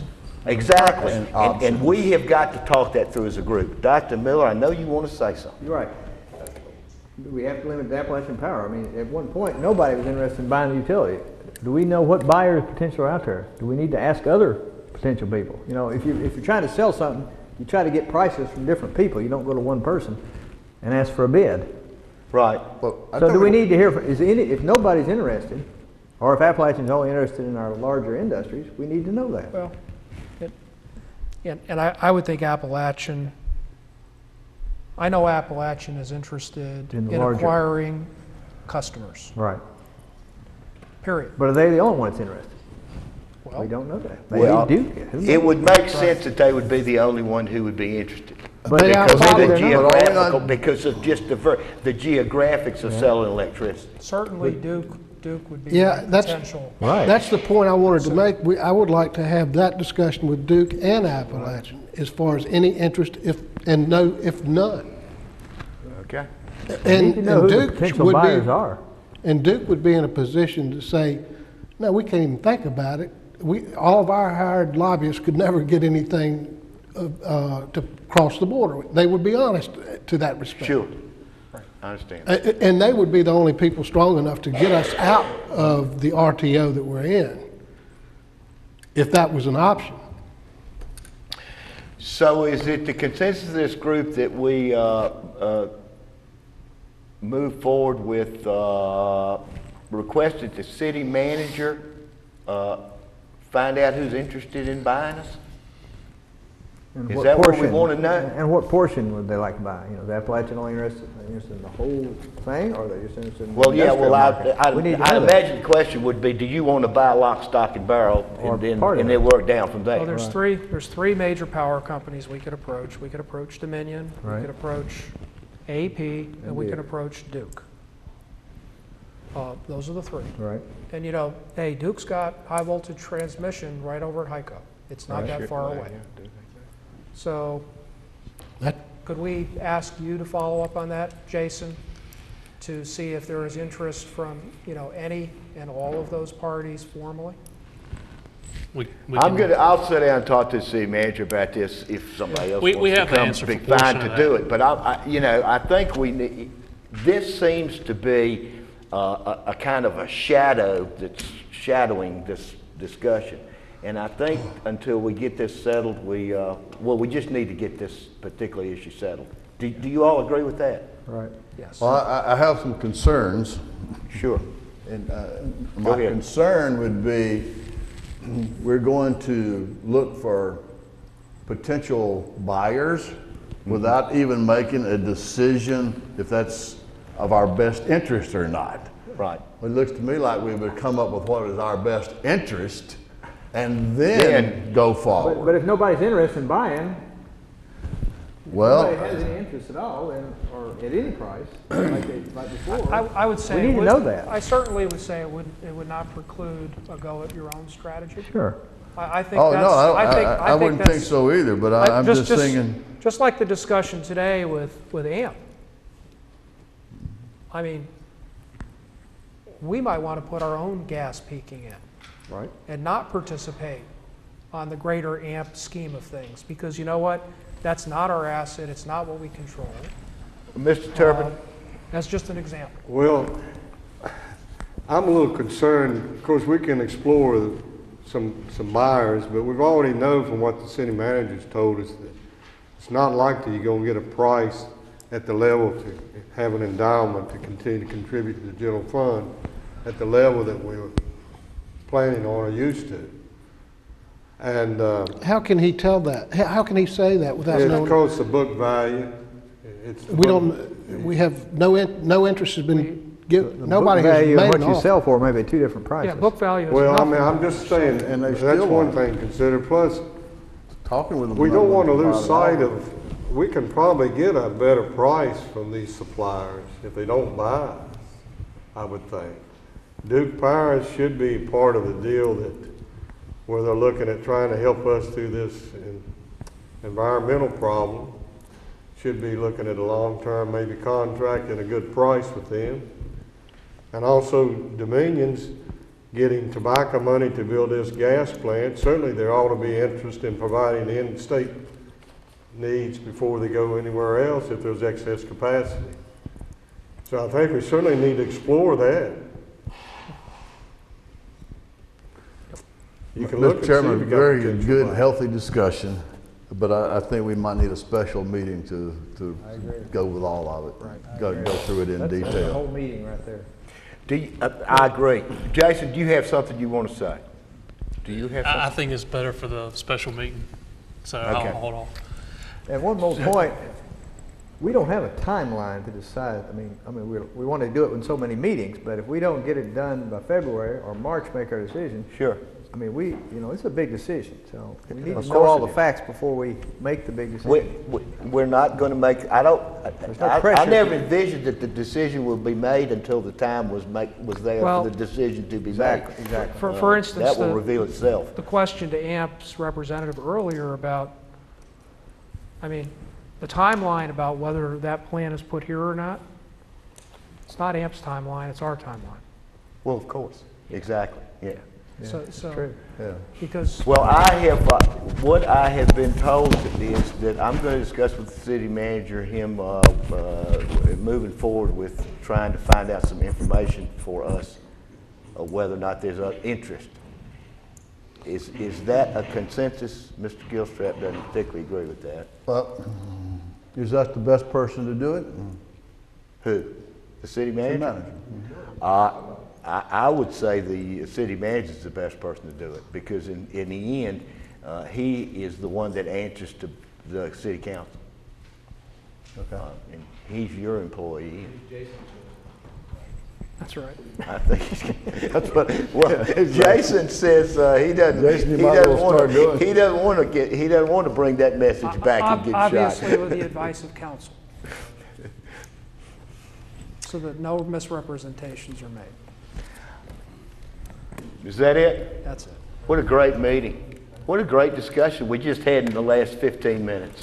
One Appreciate it. thing I would Appreciate it. like at the next meeting needs to be a facilitated discussion, Yes. which means we need a facilitator to allow us to capture our thoughts during the session. So if Agree. you all can bring someone in to do that, we need to be able to take the information that we've collected, and we need to be able to put it in our own words. Sir, is that correct? I agree. When would you like to have this meeting? Our next meeting is scheduled for February the 2nd, and we were scheduling Hometown to bring back their report then, and they could facilitate that discussion if you would like. If not, we could find somebody. You know, I thought we had the 20th, didn't we? No, we don't have another meeting for this month because it was scheduled on Martin Luther King Day and the city officers. I would like a facilitator, excuse me. Go Mr. ahead. Chair. I would prefer a facilitator that had absolutely zero interest. You know, someone that totally, all they're doing is facilitating. I agree. It seems that a lot of the consultants on this study have deep ties to AMP. And they do. I mean, really deep, like they're on their front page on their websites. So I've already been uncomfortable with that. Isn't there a facilitator from Virginia Tech around here? Yes, Martha Walker. Martha? Why, Martha? Margaret's, I'll tell you another one is Lori Moran, who's a facilitator. Yeah, she's a trained facilitator. Yeah. Somebody like that. All right, It's a good idea. facilitator for the next meeting. And The no Martin Luther King- presentations, just discussion. The Martin Luther King holiday has created a scheduling problem. Now, do you all want to push forward and do something in the middle of this month, or do you want to wait till February?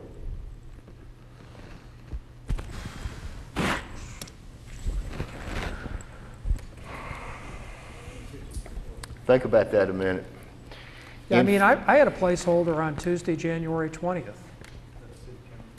For That's a Danville. council meeting. Is that the council meeting? Okay. And then I had a placeholder on Monday, January 19th. That's the holiday. That's the holiday. Yeah, that's what cramped out. Okay. The Hometown Connections report is going to come in here. When's it going to be, Jason? February 2. February is 2nd. And Oh, they will be here to present the report on February the 2nd. Is the 12th too early? Next Monday. If we can find a facilitator. so you're talking about having a meeting a week from today with the facilitator? Okay. Which will not be able to address some of the other issues we discussed. Right, well, Which that's not a big deal. but we can do that later, though. Yeah. I mean, we can Yeah. still do that. We can begin the discussion. I could do The next. discussion we I were could going do to have next Monday. today, Sure, right. we can Exactly. still do that. Yeah, And then look at the buyers. right. Well, we need to do that because February the 2nd meeting, I wanted to get that point made. The second, Hometown's going to come in here with a report, and we're going to have to spend some time Right. talking about that, and it's not going to leave us any time to do this meeting, so maybe next week is a good thing to do, Just have somebody if we can kinda do it. facilitate us through if we could put it into a SWOT format, that would be great. Yeah. And Laura, you're good at that. Okay? And what about time? Do we want to stay with the 4? Yeah, 4 o'clock, yeah. I won't be here. I'll be in Bristol. I'll be. Yeah, let's stay with that. The 12th at 4, tentatively, The only day I got available is the 12th. and the message will go out as soon as possible. And we'll confirm it tomorrow, make sure. Okay, good. Yeah. And if you're having trouble finding a facilitator, let me know, and I'll give you a recommendation. Okay? Of somebody else that you can't. We might be able to get you on short notice. Agenda item number 5 are comments from the public. Mr. Raleigh, Councilman Raleigh, welcome.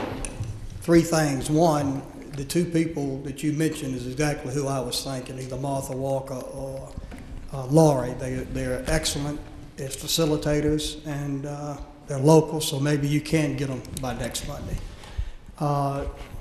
Number 2 is we have co-ops around us, headed by the Old Dominion Electric Co-op out of Richmond is where they're based, but Mecklenburg, we've got them north of us, we got them east of us.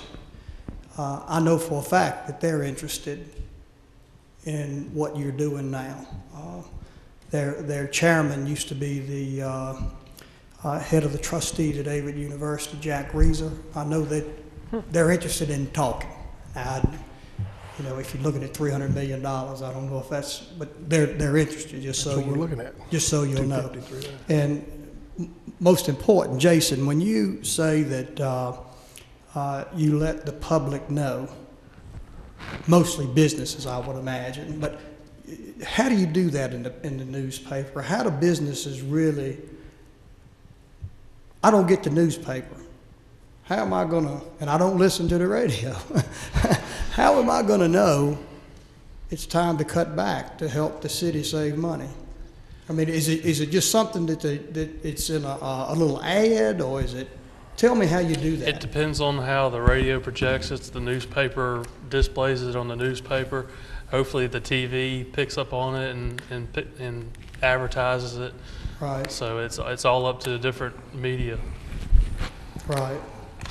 Okay, so I've just never seen it before. Yeah. I've never seen it advertised, and I do read the paper online, and,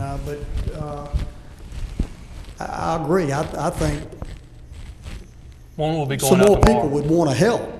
More companies would want to help, small business and all, but, And we have a list of key accounts customers. right. I figured you were calling some of the Those big are ones. the industrial and commercial customers Right. that will Well, notify. But we need to look and see how we can get that word out Might better. want to include, with especially electronic sources that we have available, more than just media. Anybody that could publicize it for us. Well, and the other thing we could consider is putting in curtailment to the residents, which many utilities have been doing now for over 30 years. And we have all the necessary infrastructure and base in place to do that now. Where people sign up and say, I'm willing. And you know what? Your heat pump gets cycled. Well, I think people, when you're looking at 4.8 million, I think people would sacrifice some. I know I would, and I think there's a lot of people that would do that if they just know about it and how to do it. Including residentials. Yes, that's absolutely. Okay, thank you, buddy. This is just a game they're doing. They're playing it better than we are. The other utilities. Please come forward, sir. What's your name, please? I'm Mike Benton. I'm the president of DGI Line, used to be Duffy Graphics right across the street. I just want to address the strategy of this peak program too. I read the paper and I get the TV and I got an email. If you give us an email list, we'll shut our plant down if we have to. And I think a lot of people will come to the forefront. We just got to know. Well, we got to do it. We just absolutely, you call me, you email me today, and I don't know if they only give you 24 hours to know when your peak measurement's going to be, and that's going to hurt us the whole year for next year, because I've been fighting this battle at our plant of trying to talk to Danville Utilities about my peak, because our peak, we're measured on that once thing. I'm like, when's it going to be? Well, they don't know when it's going to be. They don't know when mine's going to be. So we've got a strategy of cutting off equipment and doing things like that. But if we know, if all the businesses know, small, large, medium, however, if we know, we'll get right in there. I'll cut my home heat pump off Monday, and put a coat on if I have to. And I think you'll see that peak. Because it went from 205 to 229. Yeah. And we're paying on that this year or next year. That's a big number. For the rest of this year. That's a big number, and I don't think it's anything but information. And these other guys look like they're playing this game. Oh, sure. And it's nothing but a strategy, correct? The way I Absolutely. hear it, it's nothing but a strategy. Just a comment for you gentlemen. All of us out there are looking, waiting. We're supporting your decisions and making a sound decision on this thing, because these electric rates are killing us. I know you've already heard this, but they're absolutely killing us. They're killing small business. Our electric bill last month in a small plant was $7,000, $7,000, and we're using a strategy of keeping our peak down. Okay, so this is killing us, and you can rest assured that if I'm a business and I'm trying to decide whether to locate in Danville, Virginia or not, I ain't coming. Okay, I'm not coming here. The utility rates are too high, so we're killing ourselves. So just a comment, and we've been getting the emails from the manufacturing lobby and stuff like that, and I think they've been doing a good job. And we're supporting you, and we know it's a job. We know it's a job.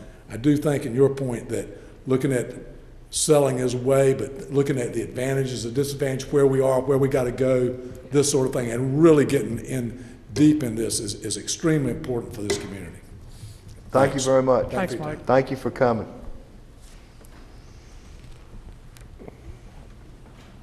Yes, sir. Just remind, and for Jason as well too, the city does have a public information officer. And that's going to be, he's got his way to get his media releases out, social media presence as well too. So I would highly suggest that that is available. That's a service that the city already has. Thank you, gentlemen. Thank you very much. Yeah. Committee members, do you have anything you'd like to say, starting with Mr. Shanks? Mr. Chairman, I think this was a very good meeting. My apologies for the little criticism earlier about the agenda items that might need pushed back, but I think it was a very good meeting. Thank you. My comments can wait till Monday. I will say that the agenda item was my idea, so don't blame Philip. Never mind. I take that apology back. You're taking your apology back now. I thought so. I don't think anything's wrong with the agenda items. But as you said, you had no way of anticipating this would go on for 2 hours, but I think it was a worthwhile 2 hours, so I have no problem. We got our money's worth. We got our money's worth. Yeah, and I would say, only thing is, we really should thank, perhaps via a letter, the folks from AMP. They did a marvelous job and took a lot of fire today, but they really, eyes wide open. It really was very helpful. Thank you for pulling it together. I'd like to recognize Jason and his staff. There's a lot of work goes on behind the scenes to get this information to us. I'd like to appreciate that. It was a good meeting. It was a great meeting. And we will be in touch very soon. Jason will be in touch tomorrow about a meeting on the 12th. Thank you all again for being here. Wow.